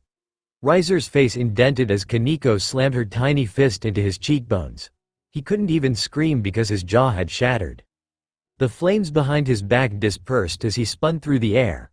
Unable to correct his flight, he slammed into the ground, rolled across the ruined street, and only stopped after traveling for several meters. Revel and LeFay landed beside Kaneko and looked at Riser as he climbed to his feet. His body was already healing. Even so, there was an enraged look in his eyes. "That was a good hit," he said. "It seems you really have improved since our last battle, though I'm not surprised. You were always an intelligent girl." However, the flames surrounding Riser's body burned even hotter as they went from orange straight to white. "You aren't the only one who has gotten stronger. This battle is far from over." As Riser charged up his next attack, Revel and LeFay prepared their magic while Kaneko raced forward. This battle had only just begun. Devil Ninja, Naruto grinned like a loon as he slammed his heels into Nihaga's back. Undulations rippled across the surface of the dragon's skin as he added wind chakra to his kick, increasing the power of his attack and cracking the giant creature's scales. In response to his sudden assault, Nihage roared in anger and tried to smack Naruto with his wings, but Naruto just flapped his devil wings and flew away. Damn, bruh. Not only are you mentally slow, you're also physically slow. No wonder all the other dragons make fun of you. You sorry excuse for a sack of leather. You should just turn yourself into a handbag out of shame. That does it. I am going to take great pleasure in killing you. It was hard to figure out a dragon's facial expressions. Their reptilian muzzles didn't really allow them to change their expressions the way a human's face could, but it would have been obvious to anyone that Nihage was incensed. He was thrashing around and roaring in outrage as Naruto hurled insults and taunts at him. You think you can kill me? Bitch, please. I'm the most awesome ninja in the entire universe, and you're just a lame-ass dragon hoe. You can't even touch me. Lame-ass dragon hoe? Did you really just call a dragon a whore? Kurama snorted in his mind. Hey, I'm improvising my insults here. I'd like to see you do one better. While Kurama didn't think his insult was very good, Nihage seemed to believe otherwise. Naruto was sure the dragon's face would have turned red if it could. I'm going to kill you. A powerful flame blew from Nihage's mouth, dragon breath. It looked almost like a condensed black beam of energy, but Naruto knew from experience that it was black fire. It kinda reminded him of Amaterasu. Naruto dodged the attack by simply drifting to the side. All of Nihage's attacks were very linear, traveling in a straight line, never deviating from their given course, which made avoiding them easy. It helped that Nihage wasn't thinking straight. The dragon was so enraged he couldn't even come up with a halfway decent strategy. Since Nihage was angry and unable to think straight, Naruto decided now would be the perfect time to pull the dragon away from the city. He couldn't fight in such a crowded place. Hey, dragon bitch! Naruto shouted at Nihage before turning around and smacking his ass in a taunting gesture. If you want to kill me, you're going to have to catch me. Nihage was probably seeing red by this point. The dragon's eyes had narrowed, lips peeled back and his large white fangs visibly glinting in the strange light of the underworld. You asked for it. I will annihilate you, Naruto laughed as he flew off, Nihage rushing after him.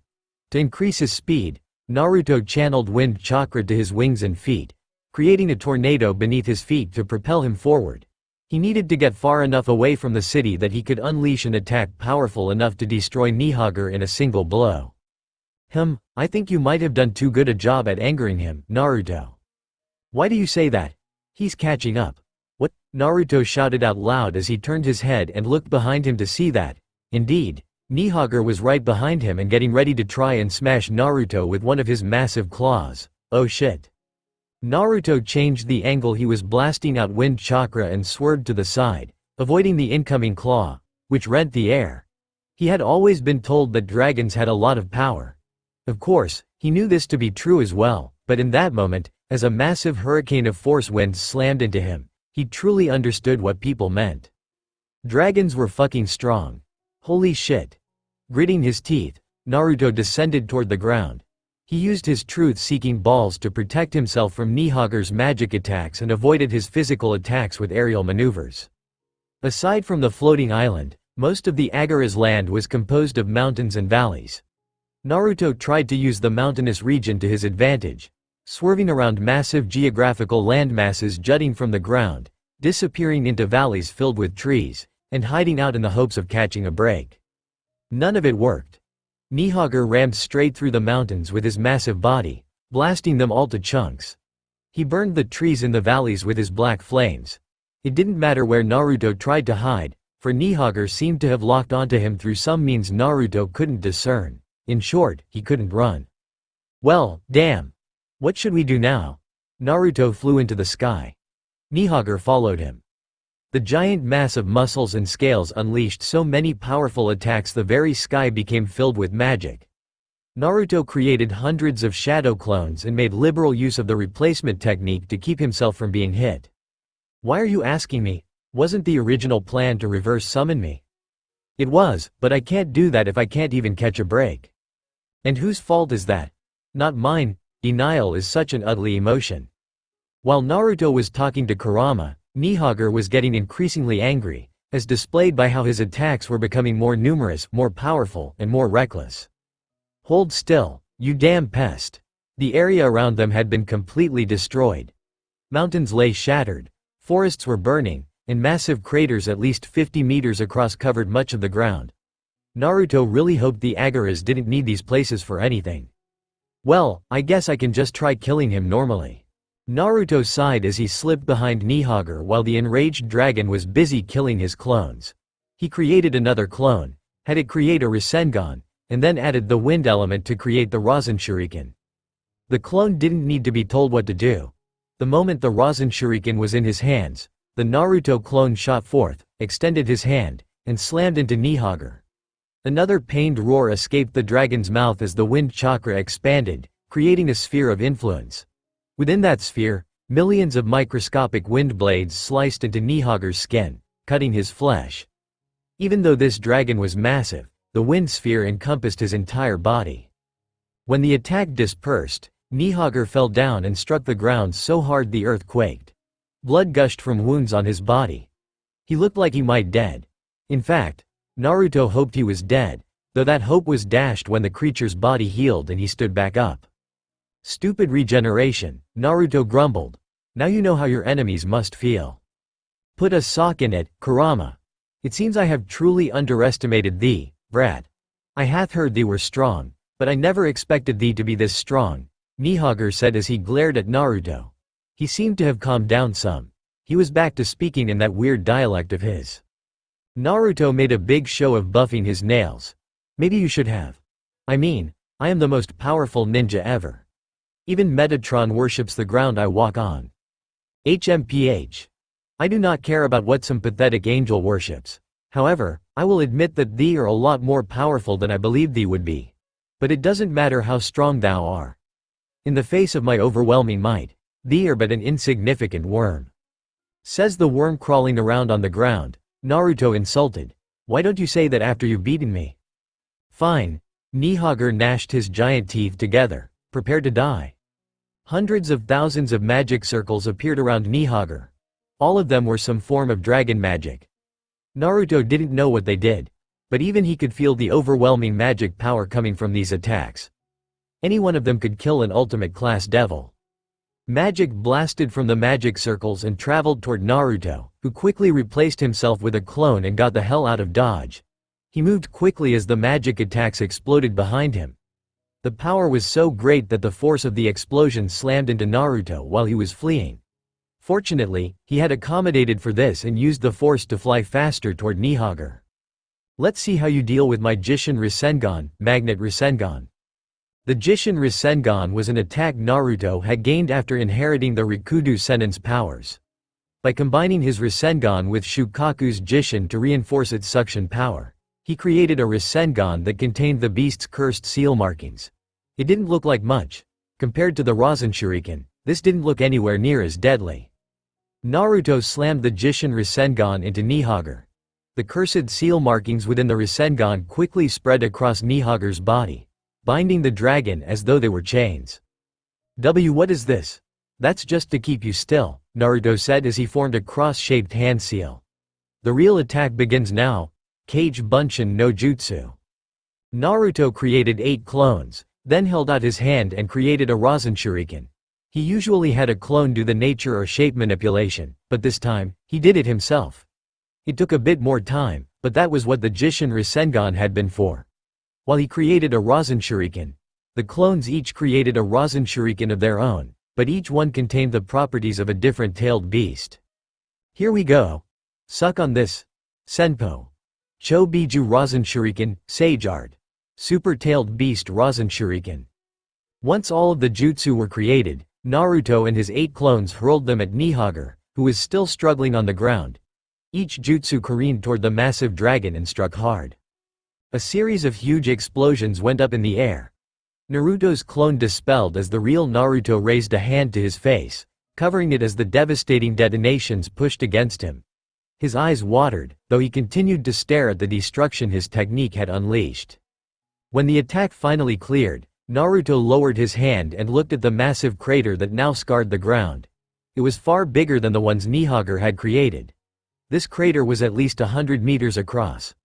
Naruto couldn't even begin to guess at how deep it was, but it reminded him vaguely of this crater he'd seen in history class, which had scarred the earth when a meteor struck the ground. Nihage was nowhere in sight. Well, I guess that takes care of that. Naruto clapped his hands as if ridding them of dust. He turned around and was about to head back into the city, even though he wasn't sure exactly which direction he should travel. Before he could move too far, Kurama stopped him. That dragon isn't dead. Huh? Naruto stopped moving. You're kidding, right? Did you not see what just happened? I blew that blasted flying lizard to Kingdom Come. There isn't a shred of him left. I don't know what to tell you, but Nihage isn't dead. Kurama, you haven't gone blind, have you? It's obvious that he's... Naruto turned around to look at the giant crater, only to freeze when he saw the air within the crater distorting. Waves of miasma covered the area. From within the miasma, a body emerged. First came a set of massive feet with sharp claws, then powerful legs with rippling muscles, followed by a scaled and serpentine body. The last part to form was the head. Nihage, now revived through his freaky self-resurrection powers, roared out as though in defiance. He spread his wings and slammed his tail into the ground. Then he turned his head to glare at Naruto. Shit, he isn't dead, Naruto said out loud. Told you so, Kurama said. Motherfucker. Naruto would have complained more, but, well, it wasn't like Nihage was going to give him the time to bitch and moan about this. With a sigh, he cracked his knuckles, hardened his expression, and got ready. Fine. Let's do this. I can go another round. Devil Ninja, just like she had done during her mock battle with Revel created a vacuum space around Riser. Fire needed oxygen to burn. While Riser could use his own demonic power to create and maintain a fire, it would waste power and would also require him to concentrate harder on what he was doing. This would, in theory, cause him to become distracted. The wind around Riser picked up, turning into a fierce gale shaped like a sphere. Within this sphere, no oxygen existed. Revel willed the air to travel out of the sphere and used the incredible rotational force to keep it from reaching the inside where Riser was. Did you think I wouldn't know what you were trying to do, dear sister? Asked Riser the moment he felt the wind vacuum surround him. I am also a phoenix, you know.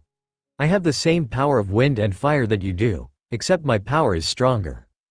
That may be so, but you don't have as much control as I do, Revel countered, her glare fierce. You are much better at firing off big attacks than you are creating small and harmless ones. Riser clicked his tongue. That is true. Fine, let us see how you handle this. Several magic circles appeared around Riser. A beam of condensed fire flew from each one. However, they never hit their intended target. Revel, for Lefay quickly intercepted them. She created several magic circles, one for each beam fired. The beams struck the magic circles, then vanished. Meanwhile, another set of magic circles appeared in the sky, and the beams Riser fired from out of them and traveled harmlessly into the distance. Is that teleportation magic? Asked a shocked Riser. Fire teleportation magic, Lefay corrected. At the same time that Lefay was blocking Riser's attacks, Kaneko descended from the sky, rotated her body around, and slammed her left heel on top of Riser's head before he knew what was happening. The attack was powerful. A shock wave spread through the air like a ripple as Riser plummeted to the ground, crashing hard enough to create a crater. Now, Revel shouted as she created several magic circles around herself. Lefay also created several magic circles. Unlike Revel's, which were pure devil magic, hers were a combination of fairy magic and Norse magic. And while Revel's contained a strong fire element, Lefay's were all wind magic. The numerous magic circles from both Lefay and Revel became stacked on top of each other like a set of plates, with Revel's in back and Lefay's in front. Ready? Asked Revel. Ready, Lefay said. As Kaneko landed on a building several meters to their left, Lefay and Revel launched their combination magic. Fire erupted from Revel's magic circles and wind from Lefay's. The fire was simply an incredibly intense flame. Revel hadn't focused on making the magic into a shape but on increasing the heat. Phoenix family members controlled fire and wind, but they were not immune to them, which meant a hotter flame had a greater chance of dealing damage. While Revel's flames were just intensely hot, Lefay's wind magic was special. Each wind attack was shaped like a drill. When the flames struck the drills, they absorbed all the fire, increasing both their strength and also letting the fire conform to the shape of the drill. Now transformed into flaming drills of fire, the multiple attacks descended toward the crater and exploded. A plume of bright white fire rose into the sky. Revell shut her eyes against the intense white light. It felt like daggers stabbing her eyes. She covered her face with her hands to further protect them. Seconds after the explosion, a shock wave of rushing wind slammed into her and LeFay. Revell flapped her wings harder to avoid being knocked off balance. Oddly enough, the incredible wind forces slamming into her ceased after several seconds. She found out why when, upon opening her eyes, she found a barrier right in front of her. "This is a magic barrier using white magic," LeFay said. "So this is white magic," Revell murmured as she stared at the opaque barrier surrounding them. It was shaped like a giant sphere. "I've never seen white magic before." Back in the olden days of Europe, white magic was often considered the magic used by good witches, LeFay said, looking at the magic fire still raging before them. The conflagration had spread past the crater Riser was in and moved onto the surrounding buildings. "We know better now. Magic is just magic. However, a long time ago, it was believed that anyone who used black magic was evil and white magic was good. Well, until the witch burnings began. Then every witch was an evil witch." As LeFay explained a little about magic history, the howling winds around them suddenly reversed course and went back toward the now dying explosion. Revell and LeFay remained safe thanks to LeFay's barrier. Kaneko was not within their barrier, but when Revell glanced at her, she saw that the white-haired girl was fine. Kaneko was crouched on a building and digging her fingers into the rooftop to remain in place. "Do you think that defeated him?" asked LeFay. "No," Revell shook her head. "My brother is a phoenix. He's more than likely already healed from all his injuries and is waiting to attack. Since a frontal assault didn't work, he's going to try something tricky. I bet he'll wait until we check to see if he's really dead. Once we're near the crater, he'll launch a surprise attack to catch us off guard." "So what should we do?" asked LeFay as she dropped the barrier. "Kaneko!" Revell suddenly shouted at her friend. "Hit me," Kaneko said as she leapt into the air. Kaneko was already transformed into her Nekomata mode level 2. Her body was covered in a layer of Tuki, which caused her to glow. Revell created a large magic circle over the crater, which Kaneko passed through. As she passed through the circle, her extended fist suddenly caught fire. The flames wrapped around her fist and changed shape into a demonic-looking cat. Then Kaneko disappeared into the crater. Revell waited on bated breath and flew closer to look inside the crater, where Kaneko was trying to punch Riser Phoenix with her demonic cat fire fist. She was being blocked by a defensive magic circle. Riser was lying underneath the circle. His teeth grit so hard it looked like his gums might start bleeding. "Do not think you can defeat me like this," Riser roared. "I've never lost to a chicken bitch before. I'm not about to start now," Kaneko said with narrowed eyes. The magic circle she was attacking with her magically enhanced fire punch cracked. The crack multiplied and spread across the magic circle. Riser's eyes bulged. "No, how can this be?" he shouted. Kaneko snorted. "Suck on this, dipshit." Her attack finally shattered the magic circle and crashed into Riser with all the power of a hurricane. The explosion that went up this time was not as powerful as the one that Revell and LeFay unleashed with their combination magic, but it was a lot more concentrated too. Riser didn't stand a chance. Revell felt a moment of sympathy when Riser's body was slammed into the ground, which cracked and split around his body. His skin blistered and boiled from the intense heat. It was something not even a phoenix could withstand. Kaneko leapt away from Riser as Revell and LeFay landed next to her. They all stared at the defeated figure lying on the ground. Riser's wounds were healing again, but even so, his body refused to move. He struggled to get up, but no matter how hard he tried to get his body to move, it remained where it was. "You've lost, brother," Revell said as she walked up to him. "How can this be?" he grunted. "How come you defeated me so easily?" "It's because I wasn't fighting alone," Revell announced with her hands on her hips. "We both know there's no way I could defeat you by myself, but I am not by myself. I have Kaneko and LeFay helping me.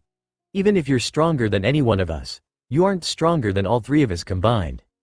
"Damn it, give up and come home," Revell said. I can't, Riser grunted. You don't understand, the old Satan faction, they aren't someone you can just mess with. Our family is in danger. That's why. What? Revel took a step back. What do you mean in danger? Why would they be in danger? From what? Riser sighed as his body relaxed. It seemed the fight had gone out of him. The old Satan faction has many different weapons at their disposal. Powerful weapons that not even a devil who exceeds ultimate class can withstand. When I was still bitter over my loss to Naruto, Euclid came to me and said I should join him, and when I refused, he showed me the power their side possessed, showed me what would happen if we resisted. I decided to join them on the condition that you and my peerage were not harmed. Revel shifted from one foot to the other. So her brother hadn't joined the old Satan faction to get revenge on Naruto? He had joined to protect his family? She placed a hand against her chest and breathed a sigh of relief. While some part of her had hoped this was the case, it was still relieving to hear. I'm guessing you didn't bring your peerage with you because you didn't want them getting in trouble in case you died, Revel said. I knew fighting against the three factions alliance may result in my death, Riser mumbled. If I did end up dying, I didn't want my peerage to join me in death. Revel nodded. Meanwhile, Kaneko and Lefei looked like they weren't sure what to make of this situation. Kaneko, in particular, looked pretty surprised. What I want to know is what this great threat you're talking about is. The little Nekusho took a step forward. Is it really something that can threaten the three factions alliance? Riser released a dry laugh. It is an incredible power the likes of which I have never seen. Rizavam Lucifer has somehow managed to get his hands on the Sephiroth Graal. Lefei gasped and covered her hand with her mouth. Do you know what that is? Asked Kaneko. Sephiroth Graal is one of the 13 Longinus, Lefei explained, her face pale.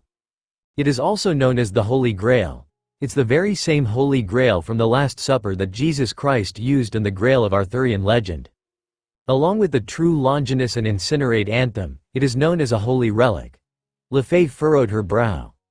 The Sephiroth Graal has the ability to make contact with the principle of life. Possessors of it are told about how life and souls are made.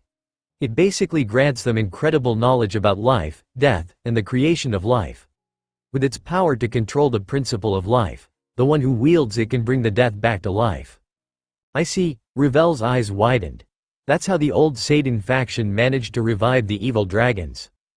I do not know where or how he got his hands on the Sephiroth Graal, Riser said. But with its power, he has been able to revive the evil dragons. Of course, it is not as if the evil dragons are his only trump card. He has many hidden trump cards at his disposal. So that's why you joined the old Satan faction? Asked Revel for confirmation. Riser sighed. He said that if I didn't join him, he would kill my family and peerage, so I made a deal. Revel looked at her two companions and saw the uncertain expressions on their faces. Neither of them knew what to think. She considered what she'd been told, then sighed as she turned to Riser. We're going to take you back with us, and you are going to tell Searzex and the others everything you know. You'll probably be punished for betraying the three factions alliance, but hopefully, your punishment will be lighter thanks to the information you have. I guess I don't have a choice, Riser said with a wry smile. I can hardly move. Neither Kaneko or Lefei contested Revel's decision, so they set about securing Riser with a special rope that could restrain a devil's power to some extent. Since Kaneko was the strongest among them, she carried Riser as they left the crater. Now all they had to do was hook back up with Naruto. Devil Ninja, Naruto frowned as he watched Nihage revive once more. The head that Naruto had blown apart reformed, the wings that had been shredded were back, and the scales that had been busted, broken, and melted down into slag appeared as pristine as if they'd never undergone such unspeakable tortures. It was enough to make Naruto annoyed. Kurama, how many times have we killed this dragon? I stopped keeping track after 50. Their battle against Nihage had been going on for some time now, long enough that Naruto had killed this thing several dozen times within the last half an hour.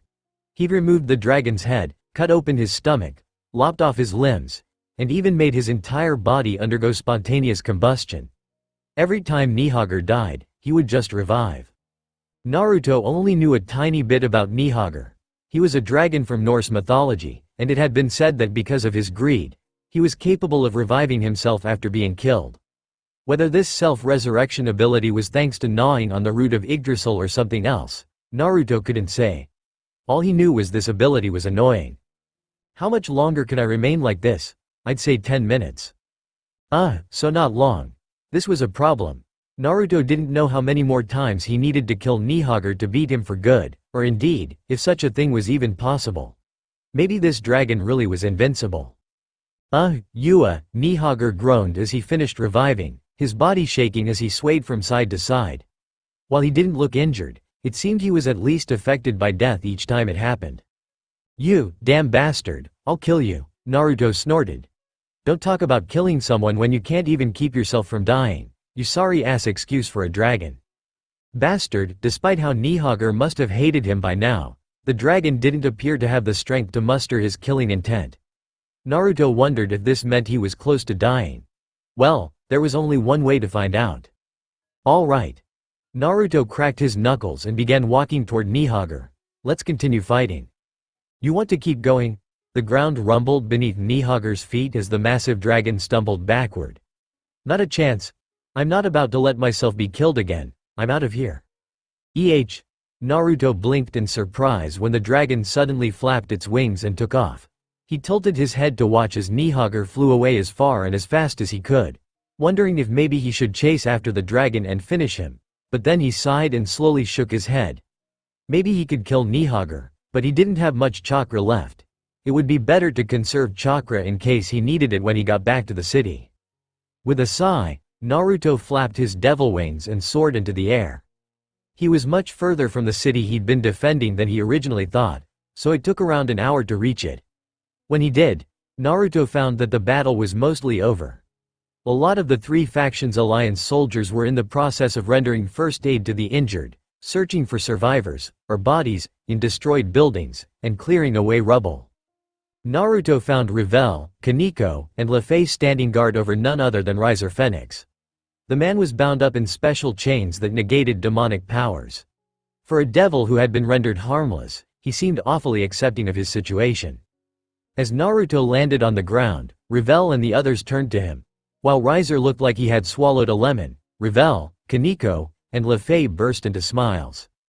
Naruto-sama, Revel said as he walked over to them. I'm glad to see you're okay. Me too. Naruto placed a hand on her head and gently rubbed her hair. I'm glad none of you are hurt. He glanced over at Riser, who looked away as though the mere sight of Naruto sickened him. I see you managed to beat your brother. We did, Revel said, turning to her brother and frowning. There was something in that frown that made Naruto think there had been more to this battle than a simple fight. But then the blonde turned back to him and smiled again. It wasn't easy, but it was a lot less difficult than it would have been if I'd fought him by myself. HMPH. Speak for yourself. Kaneko raised a hand and gave Naruto the victory sign. I kicked ass, capital on the A. Naruto grinned and began petting Kaneko's head. As expected of Kaneko. Kicking ass and taking names is your calling card. You know it. While Naruto would have loved to pamper this girl some more, he knew now wasn't the time for that. Removing his hand from Kaneko's soft white hair, he moved over to Riser, who was still pretending Naruto didn't exist. It's been a while, Naruto said. I haven't seen you since we fought in that raiding game. HMPH.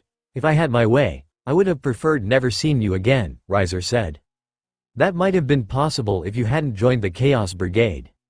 I have my reasons for doing what I did. I don't need to tell you anything. It was clear from Riser's responses that he wasn't going to give Naruto the time of day, and Naruto wasn't much of an interrogation expert, so he couldn't be bothered to try and get answers out of the man. Instead, he decided to speak with Revel about this. Did you manage to learn anything about why Riser joined the Chaos Brigade? He asked. Well, Revel explained to Naruto what happened during and after the battle with her brother, and Naruto learned that Riser had, in fact, joined the Chaos Brigade to protect his family. It was misguided. Riser's actions had caused more harm than good. Riser himself would be considered a criminal now and have to bear the responsibilities that come from committing a war crime, but it seemed Revel's brother at least had good intentions. Naruto still didn't really like him, though. What should we do now? Asked Luffy. First, we should deliver Riser Phoenix back to House Phoenix, Naruto said, looking at Revel. She nodded, so he continued. After that, we should hook back up with Rias and the others. I heard they were in the Sea Tree territory, so we should travel there next. Naruto really wanted to travel there first, but he didn't think rushing to the sea tree territory would help. Chances were good the battle was already over. While standard protocols dictated that Riser should be given to the commanding officer in charge and tried in a martial court, they were given special permission to take Riser back home to the House Phoenix estate. Because no one present could transport them using magic, they ended up taking a train back to the Phoenix territory. The train ride didn't take longer than 6 hours. That might not have been a long time, but Naruto still didn't like how long it took. All the time he spent in that train was time he could have spent meeting back up with Rias. Lady and Lord Phoenix were informed beforehand that Revel was coming back home with their wayward son in tow. They were waiting for the group outside of the entrance to their estate. Not only was the Lord and Lady present, but Riser's entire peerage had come to greet them.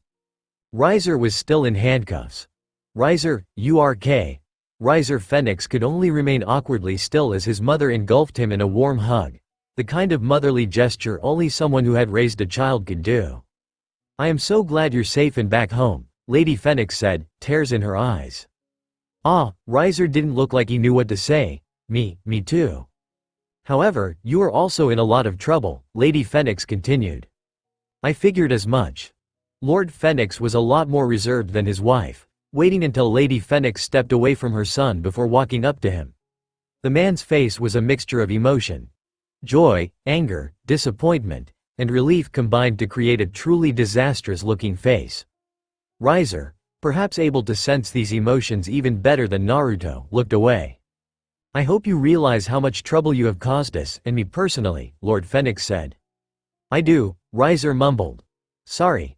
Naruto found the sight of Riser humbling himself odd. All Naruto had ever known was the arrogant prick who tried to force Rias into marrying him. Revel might have told him that wasn't all Riser had to him, that the man was more than just a jerk, but he simply couldn't believe the man was anything other than a diehard asshole with a stick shoved so far up his rectum he had to waddle like a penguin when walking. However, he guessed there was more to this man than first meets the eye. After Riser's parents spoke to the man, his harem, his peerage, greeted him next. Naruto didn't stick around to see the man become buried under a pile of women. He went to his room and began packing away all his stuff. Kaneko and Lefei helped him out. Naruto was sure Revel would have helped them pack everything as well, but she was still with her family. "So we're really leaving today?" asked Lefei as she carefully folded her clothes and placed them in a suitcase. "Wouldn't it be better if we stayed the night? It's not like we'll be able to help Rias and the others even if we head out now." "I know," Naruto admitted. "But I dislike being away from her for so long when there's trouble happening. We also don't know if Rias and the others are safe." Naruto folded up his boxers, placed them in his suitcase, then grabbed his next article of clothing. It was just simple orange pants. He folded those up as well.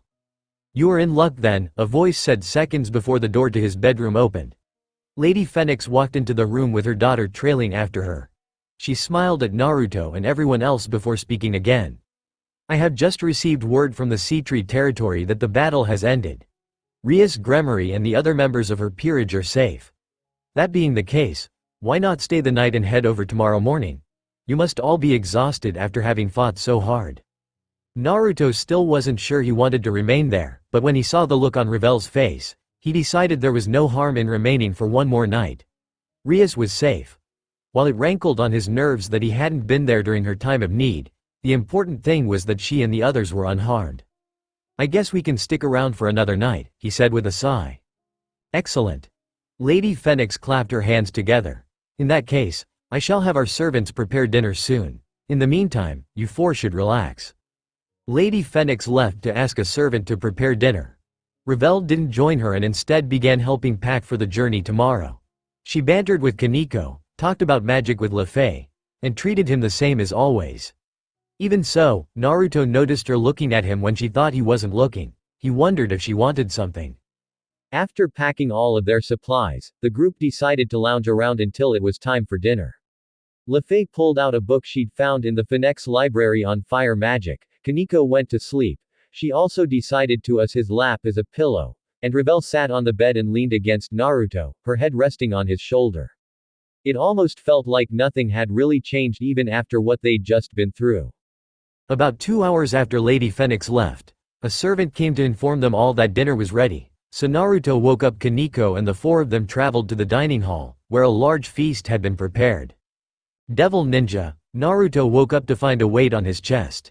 It was Kaneko, of course, lying on top of him like he was an oversized pillow. The young Nekusho wasn't naked, but her clothing was very thin. He could feel her nipples through her shirt. Climbing out from underneath her was a little tough, but Naruto was a ninja and replaced himself with a shadow clone. "Thank you for this blessing, boss," the clone whispered as he wrapped his arms around Kaneko. Naruto wondered if it was possible to feel jealous of himself, but he shook the thought off and wandered out of the guest room and down the hall. Despite how he was only wearing boxers, Naruto didn't feel cold at all, which likely had something to do with all the fire around this place. Even these hallways were decorated with flames. It took a bit of effort to find the kitchen. He still didn't know where everything was in this large mansion, but he eventually reached it and got himself a glass of water. His throat was a little parched. He was heading back to his bedroom when he caught sight of someone else walking down the hall. Dressed in a light pink nightgown, her blonde hair falling freely around her, Revel Phoenix padded barefoot across the soft carpet. She seemed to be lost in thought. "Revel, Hien." Revel nearly jumped out of her skin when he called her name. She placed a hand against her chest and turned to him, her eyes wide. "Oh. Naruto. It's just you. You startled me." "Lost in thought?" asked Naruto. Revel nodded. "I couldn't sleep, so I've been reviewing my fight against my brother. I wanted to see if there was anything I could have done differently. I also wanted to know if it would have been possible to beat him by myself." "And what answers have you come to?" asked Naruto. "That beating him by myself at this stage is impossible," Revel admitted with a wry smile. "I might have the strategy, but I don't have the strength, and without the strength necessary, all my strategies against him are useless. There were times when a sound strategy could defeat a foe many times stronger than yourself, but that still required you to have a certain level of strength. It did not matter what strategies you had if your opponent could just overpower you." At this stage, Revel was not at the level of strength where her strategies against Riser could work. "But you aren't planning to let things continue like this, right?" said Naruto. "Not at all." Revel gave him a confident smile. "If I'm going to be useful to you, Naruto-sama, then I need to get even stronger.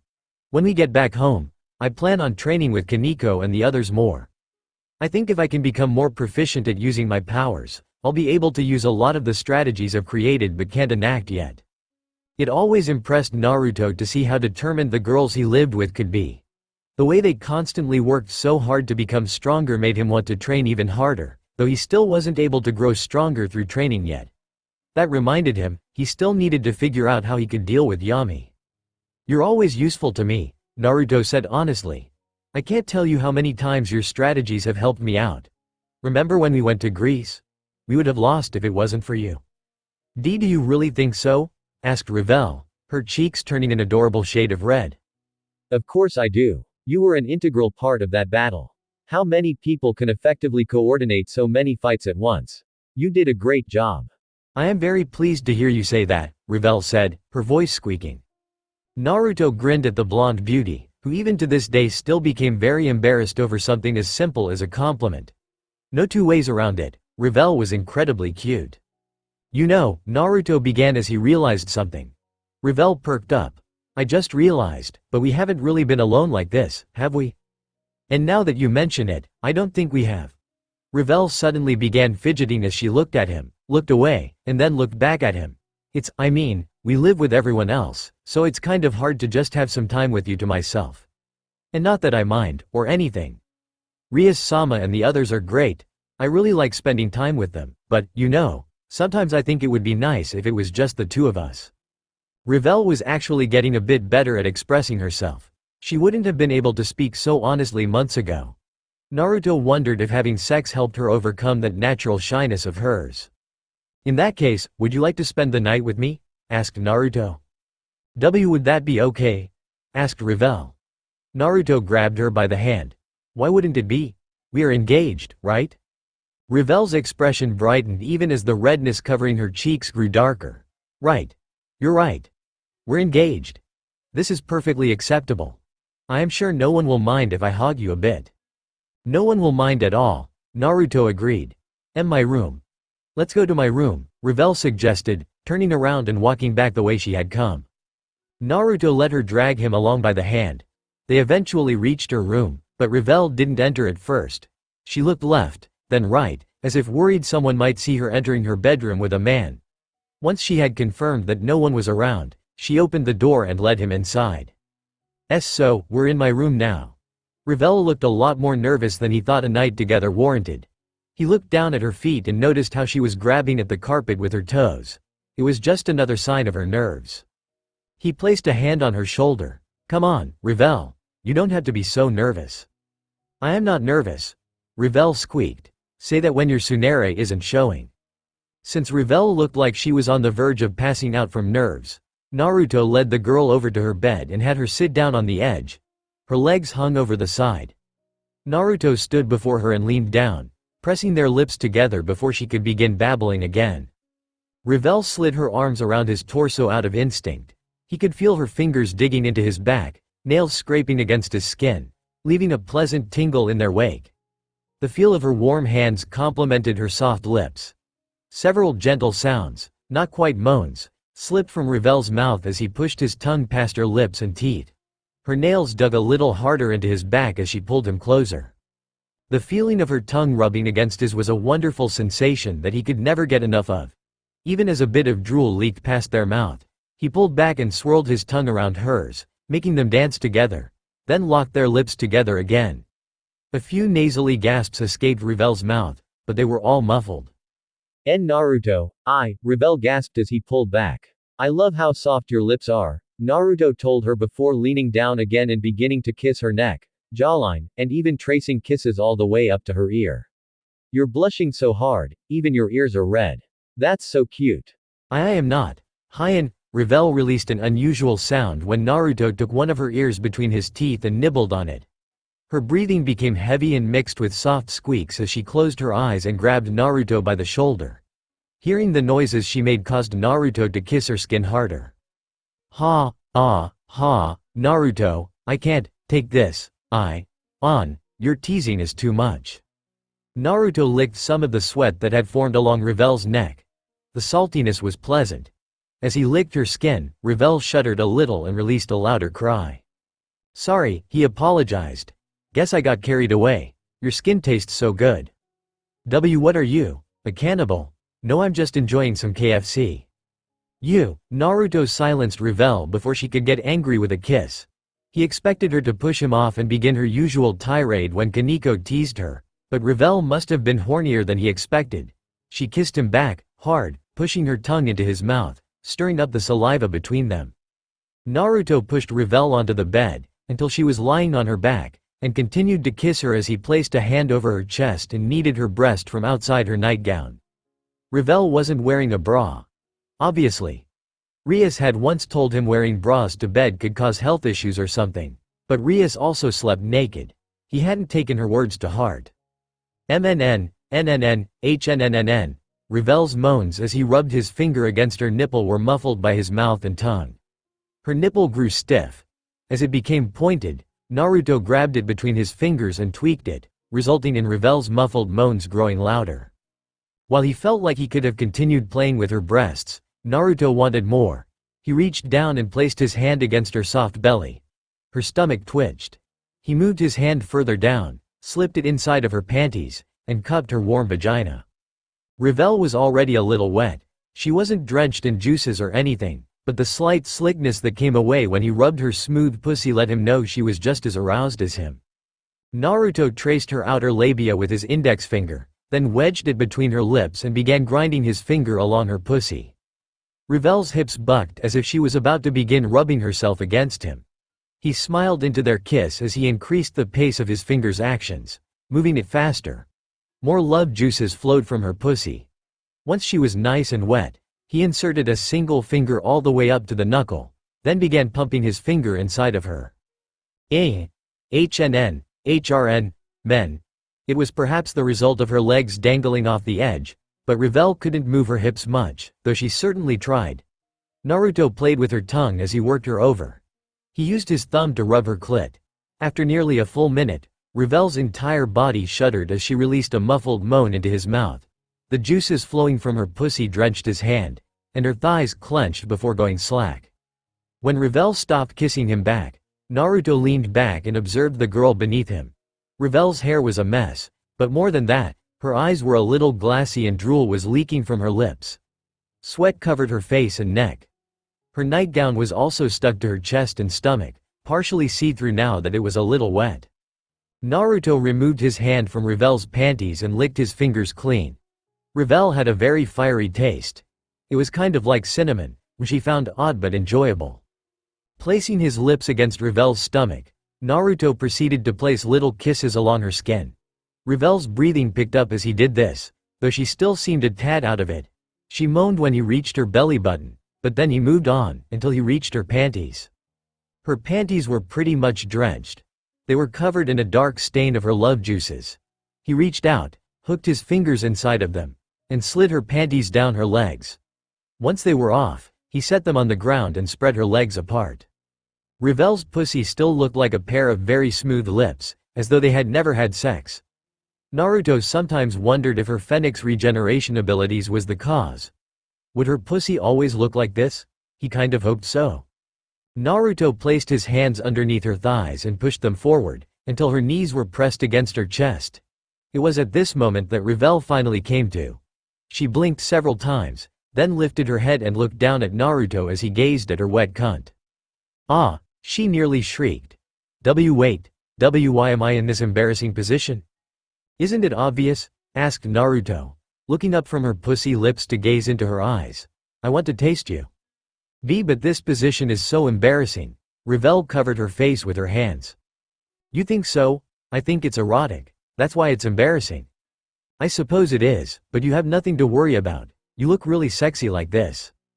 Really? Wait, that's not the point. Now, then, itadakimasu. Don't itadakimasu me. You, ooh. Revel threw her head back and let out an unrestrained cry as Naruto dragged his tongue from the bottom of her snatch all the way to the top. Once he reached her clit, he pressed his tongue against it and gave it a thorough rub. Revel didn't scream. She didn't seem capable of it. A loud gasp escaped her mouth, followed by several smaller gasps as her pussy trembled underneath his ministrations. Juices began leaking from her snatch again, and Naruto was loath to let a single drop escape. He continued lapping up her juices as he spread her pussy apart and dipped his tongue inside of her. With her knees pressed against her chest like this, Revel could do nothing except clench the bed sheets as she rode out wave after wave of intense pleasure, until all too soon she came right into Naruto's face, drenching his jaw and nose. On. Naruto let Revel's legs fall back off the bed's edge. He stood up and wiped off his mouth with a hand, then licked his hand clean of Revel's juices. Revel was still lying on the bed, seemingly unable to move. Her chest jiggled within her nightgown as she took deep, gasping breaths. Sweat ran down her forehead and neck in small rivulets that glistened in the low lighting. In short, she looked like a woman who just had an intense orgasm. Slipping out of his clothes, Naruto positioned himself between her legs, placed his dick firmly against her wet pussy lips, and leaned over. He placed his hands on either side of Revel's head and leaned down to kiss her. If Revel could taste herself on him, she didn't show it. She kissed back after coming to, her arms going around his neck, pulling him deeper as she once more pushed her tongue into his mouth. Naruto welcomed her as he rubbed his shaft along her pussy. The feeling of his dick wedged between her smooth lips was electrifying. He soon pushed his way inside of her, filling her up. Embraced by the gentle warmth of her insides, Naruto couldn't help but sigh into Revel's mouth. I feel so full, Revel muttered. And I feel like I'm being gently embraced by your pussy, Naruto said. That sounds really lewd. We're having sex, Naruto said in a bland tone. If that isn't lewd, then I'm afraid I don't know what lewd is. That, Revel turned her head. You bring up a good point. Naruto grinned as he rocked his hips. Revel gasped. I'm going to start moving. That okay? It's fine, just fine. I'll be in your care. Please take care of me. You're still so nervous. Naruto thrust his hips forward again, and Revel gasped once more, only to release a slow moan as he pulled back. He repeated the process, thrusting his hips quickly, then slowly retracting himself. It was a pleasant sensation. The way Revel's pussy almost tenderly gripped his cock and rubbed against him was an amazing feeling. Faster, you can, you can go, faster, Revel commented. If that's how you want it, Naruto said. He increased the pace of his thrusts until the sound of his balls slapping against her ass cheeks echoed around the room. Their bodies became coated in another layer of sweat. The scent of their bodies mixed with the smell of sex as Naruto leaned down and began licking Revel's neck and collarbone. He could have kissed her, but he wanted to hear her voice. As he continued thrusting away, Naruto eventually felt his balls tighten and his lower stomach grow strained. He knew his end was coming soon. Fortunately, Revel appeared to be close as well. She had locked her legs around his waist, heels joined together and resting on the small of his back. She was shaking her head back and forth as she screamed his name louder and louder until Naruto. Naruto grunted when Revel orgasmed. He thrust his hips until his dick was buried completely inside of her. Maybe it was just his imagination, but he could have sworn he saw her stomach bulge as his dick pushed against it, but he was sure he was seeing things. That sort of shit only happened in hentai. He released his seed moments after Revel came, which caused Revel to come one more time. Then it was over. Naruto took several heavy breaths, his face still buried against Revel's neck, and tried to steady himself. His arms were about ready to give out, but he kept himself from falling on top of Revel. Revel was also catching her breath. When Naruto had recovered enough, he lifted his head and saw the Phoenix girl's eyes fluttering rapidly like she was trying to regain focus. He leaned down and kissed her cheeks. Naruto, bedtime, Naruto said simply. I want you to hold me, Revel muttered. He laughed. That is the plan. Naruto lifted Revel into his arms, holding her like a princess as he peeled the blanket back with his foot. Quite a bit of the blanket was wet, but at least the second sheets beneath it were dry. He set Revel on the bed, her head resting on the pillow, then slipped on the bed with her and pulled the covers over them both. Revel turned on her side and pressed her face into his chest, wrapped her arms around his torso, and even tangled their legs together. He ran a hand through his hair as she slowly slipped off to sleep. Even after she had fallen asleep, Naruto continued stroking her hair until he, too, eventually slipped into the land of dreams. Devil Ninja. The morning after the attack on the Agara's land found Naruto, Revel, Kaneko, and Luffy standing outside a train station within House Phoenix territory. Lord and Lady Phoenix, along with Ruvel Phoenix, were with them. Riser was conspicuously absent as was his peerage, but Naruto didn't let that bother him. He had been expecting it. I do wish you could stay a bit longer. Lady Phoenix placed a hand against her cheek and looked at her daughter with a fretful frown. I feel like I didn't get to see you enough. You were always training this entire time. I'm sorry, mother. Revel gave her mom an apologetic bow. I promise, next time I come for a visit, it will not be to train but just to see how you and father are doing. I will hold you to that, Lady Phoenix said, her smile widening as she turned her eyes on Naruto before looking back at her daughter. Make sure you bring your fiancé along with you again. While Revel looked at the ground and fidgeted, Naruto locked eyes with her mother, who had a gleam in her eyes that he was certain he recognized, then shifted his gaze to Ruvel. When the older man looked away, he finally glanced at Lord Phoenix. The man kept his gaze for a second, twitched, and then coughed into his hand. That was enough to make Naruto wish he could sigh. They know we had sex last night. Well, it wasn't like they had been quiet. Actually, now that he was thinking about it, Revel had been really loud. While her room was the only one in that hallway, plenty of maids and servants passed by during the night to clean. All it would take was one curious maid walking past the door when they were having sex for the entire house to know. Maids loved to gossip. I will, Revel mumbled. Then it's settled. Lady Phoenix clapped her hands as if their next visit was already a done deal. They could not remain there for long, so after saying their goodbyes, Naruto, Revel, Kaneko, and Luffy boarded the train and sat down on one of the many posh red couches. Since this train belonged to House Phoenix, everything was decorated to look like flames. There were also several flames decorating the corners where trees would normally be placed to add color. Their destination right now was the Gremory estate. The trip took exactly 8 hours to reach, so the four of them spent most of their time doing what they could to pass the time. They played several games of cards, chess, and mahjong. Perhaps not so surprisingly, the game of mahjong ended up becoming a game of strip mahjong. This isn't fair. Revell ground her teeth in frustration as she was forced to once more strip off an article of clothing. It was her skirt this time. Thus far she had been forced to remove her shoes and socks, which meant all she had on now was her shirt, bra, and panties. For some reason, Naruto thought the act of wearing a shirt but nothing on the bottom was hotter than if she'd stripped completely naked. Life's not fair. Kaneko placed all the tiles face down on the table and began shuffling them. Suck it up and deal with it. You suck it up and deal with it, Revell snapped. How is it that I have lost twice in a row now? Meanwhile, he hasn't lost even once. She pointed at Naruto, who grinned and scratched the back of his head. Don't smile at me in such a bashful manner. I know you're doing that on purpose. Naruto hasn't lost because he's got the devil's luck, Kaneko said.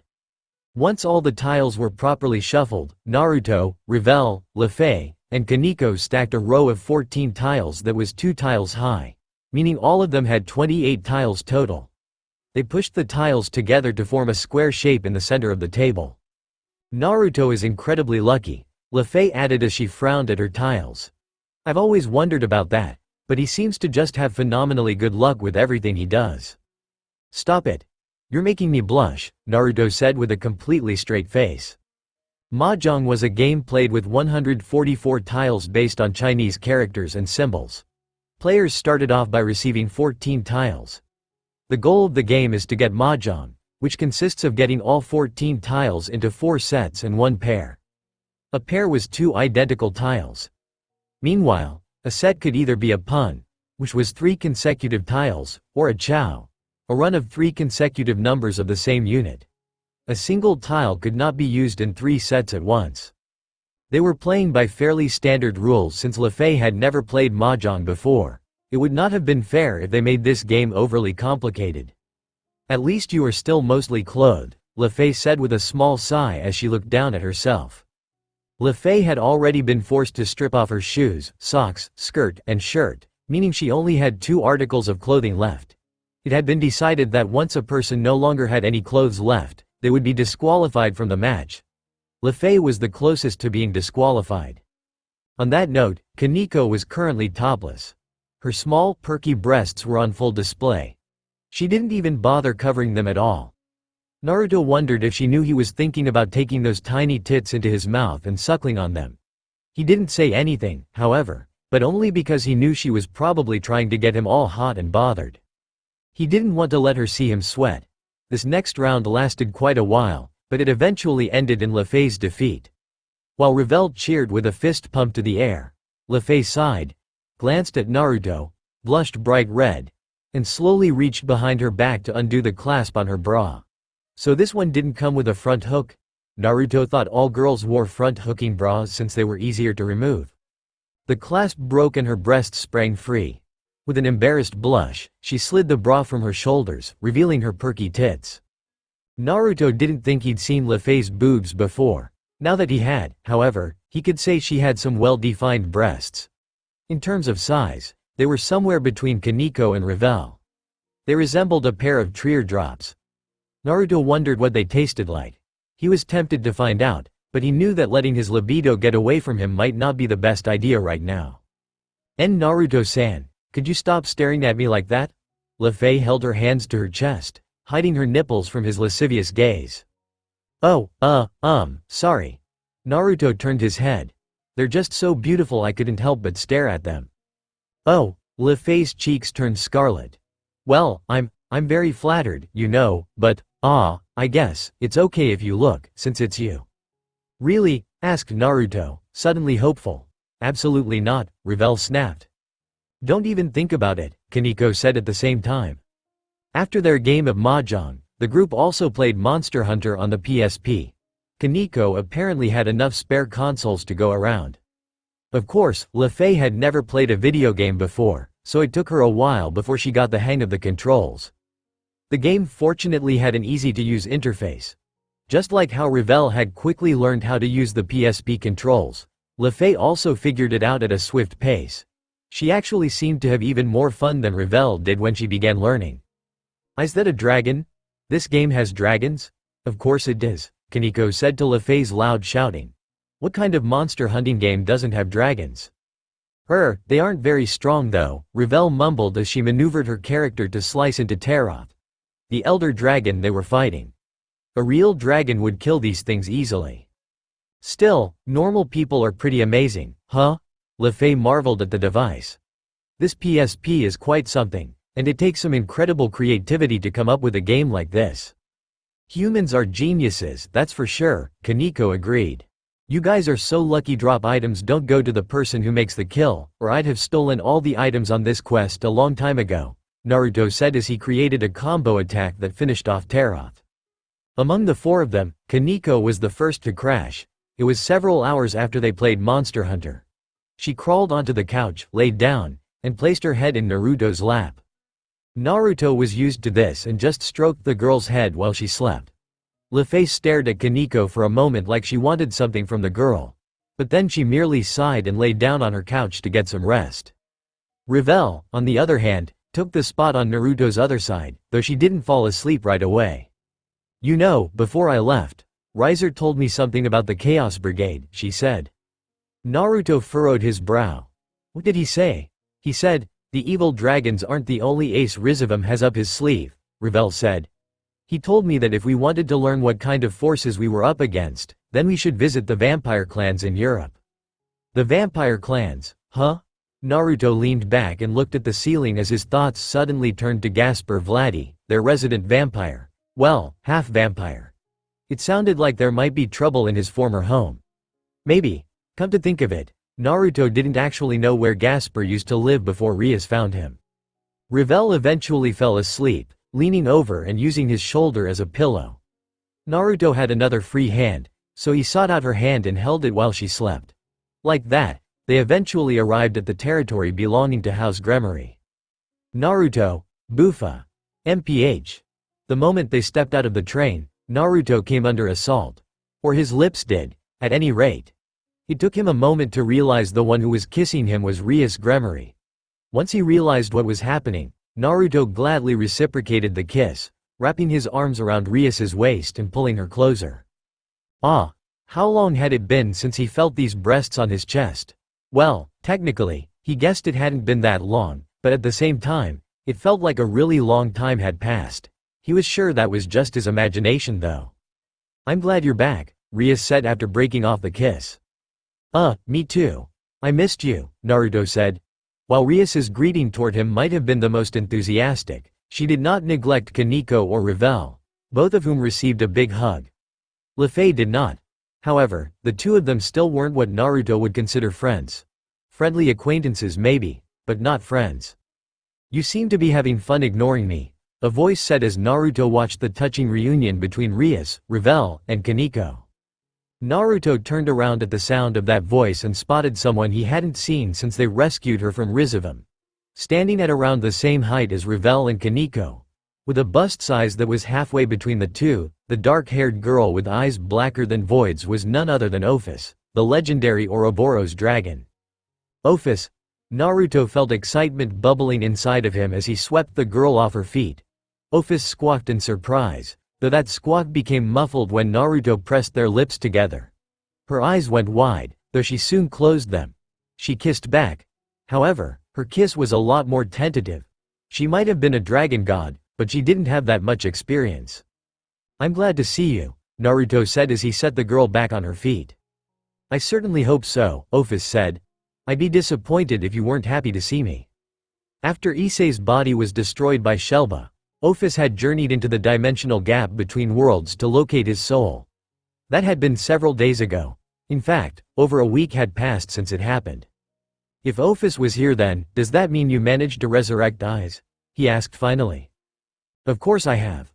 Ophis puffed out her chest with pride. And now that I've saved Eyes, you and I are going to have sex. Save that sort of conversation for later, you two. Rias turned to Naruto and Ophis, placed her hands on her hips, and frowned at them. This isn't the time or place. Come on, everyone else is waiting for us. Devil Ninja. What was that? You bitch. I dare you to say that again. Oofufufu, did you not hear me the first time? I said your presence was no longer required. And who decided that? I did, of course.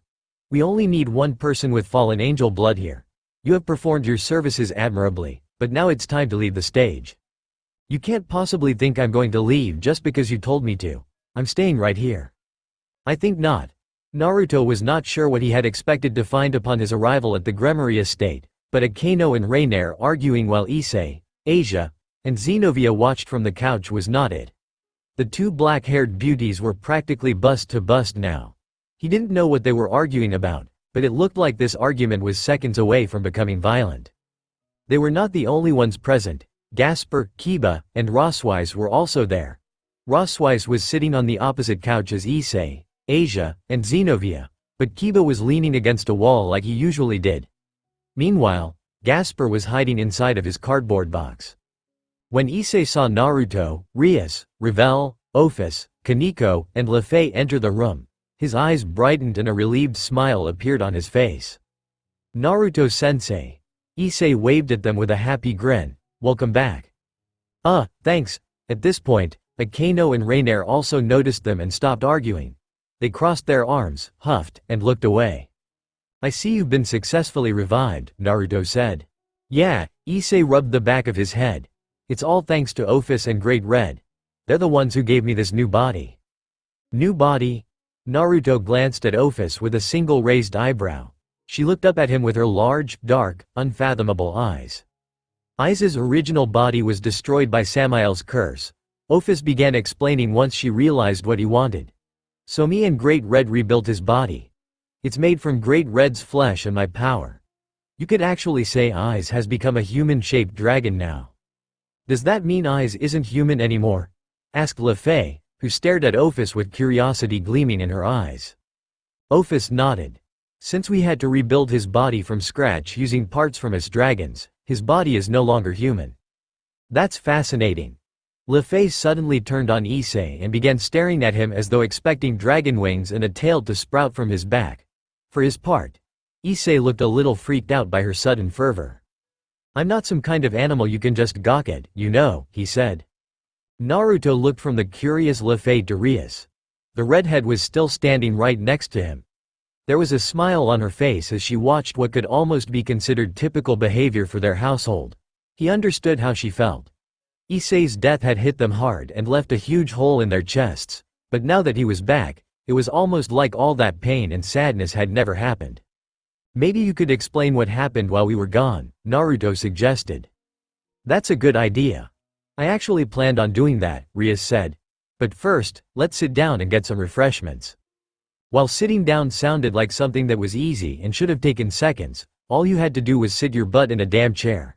It became much harder when so many people wanted to sit right next to you. Naruto discovered the first problem when Kaneko tried to take his lap. Ophis did not appreciate that. You have been with Naruto for several days already, she explained. It is my turn to sit on him. Besides, he needs to praise me for reviving Aiz. Not on your life, Kaneko hissed. This is my spot. While Kaneko and Ophis were arguing over who got to sit on Naruto's lap, Lefei stole the spot on his right. Revel was also sneaking over to him. It looked like she was going to try and steal his lap for herself, but Kaneko and Ophis both noticed her. Oh, no you don't, Ophis shouted. You already had sex with him last night. Your lap privileges have been revoked, Kaneko added. That isn't fair, Revel shouted back. If you two are going to argue, then why shouldn't I be allowed to claim Naruto's lap for my own?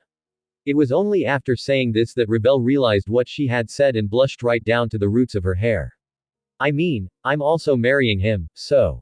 That spot is mine, Ophis and Kaneko said at the same time.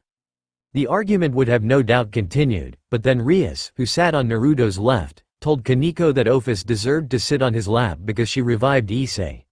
Kaneko had puffed out her cheeks and her cat ears twitched irritably, but she didn't go against her king's wishes. With that, Ophis claimed Naruto's lap for herself.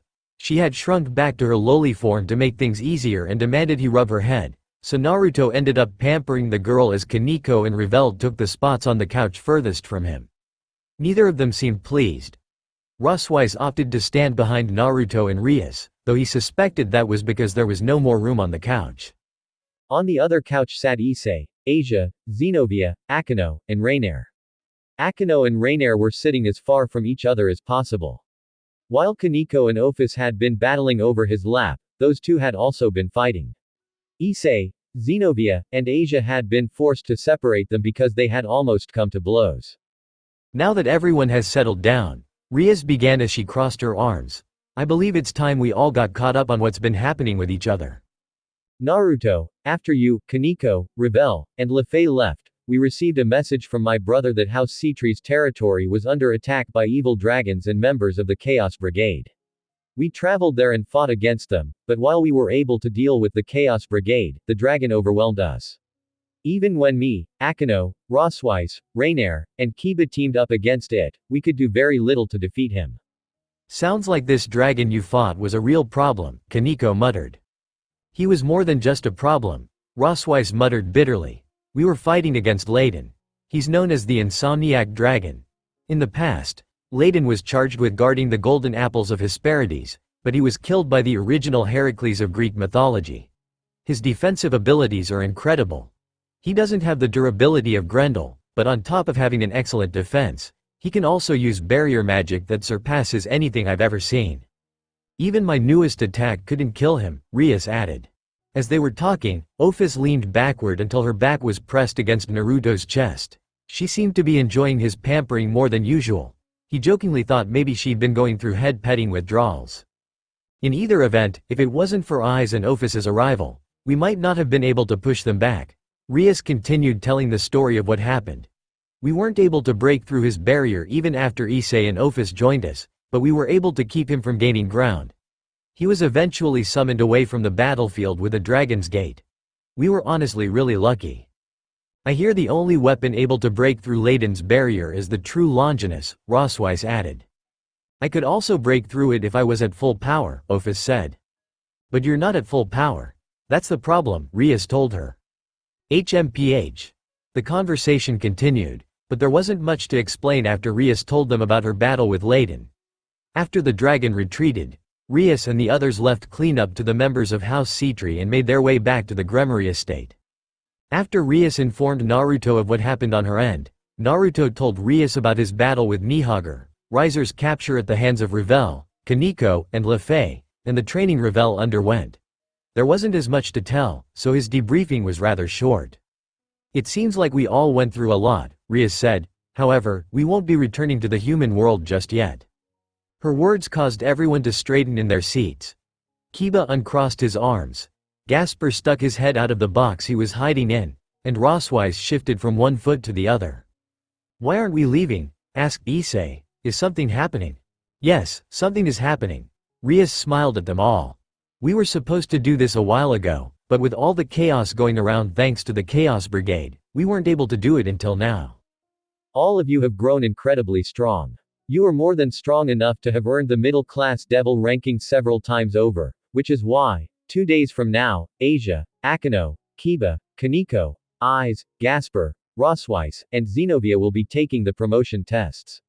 If you are successful, you'll become middle-class devils, which means you will either become a baronet, a baronetess, a knight, or a dame.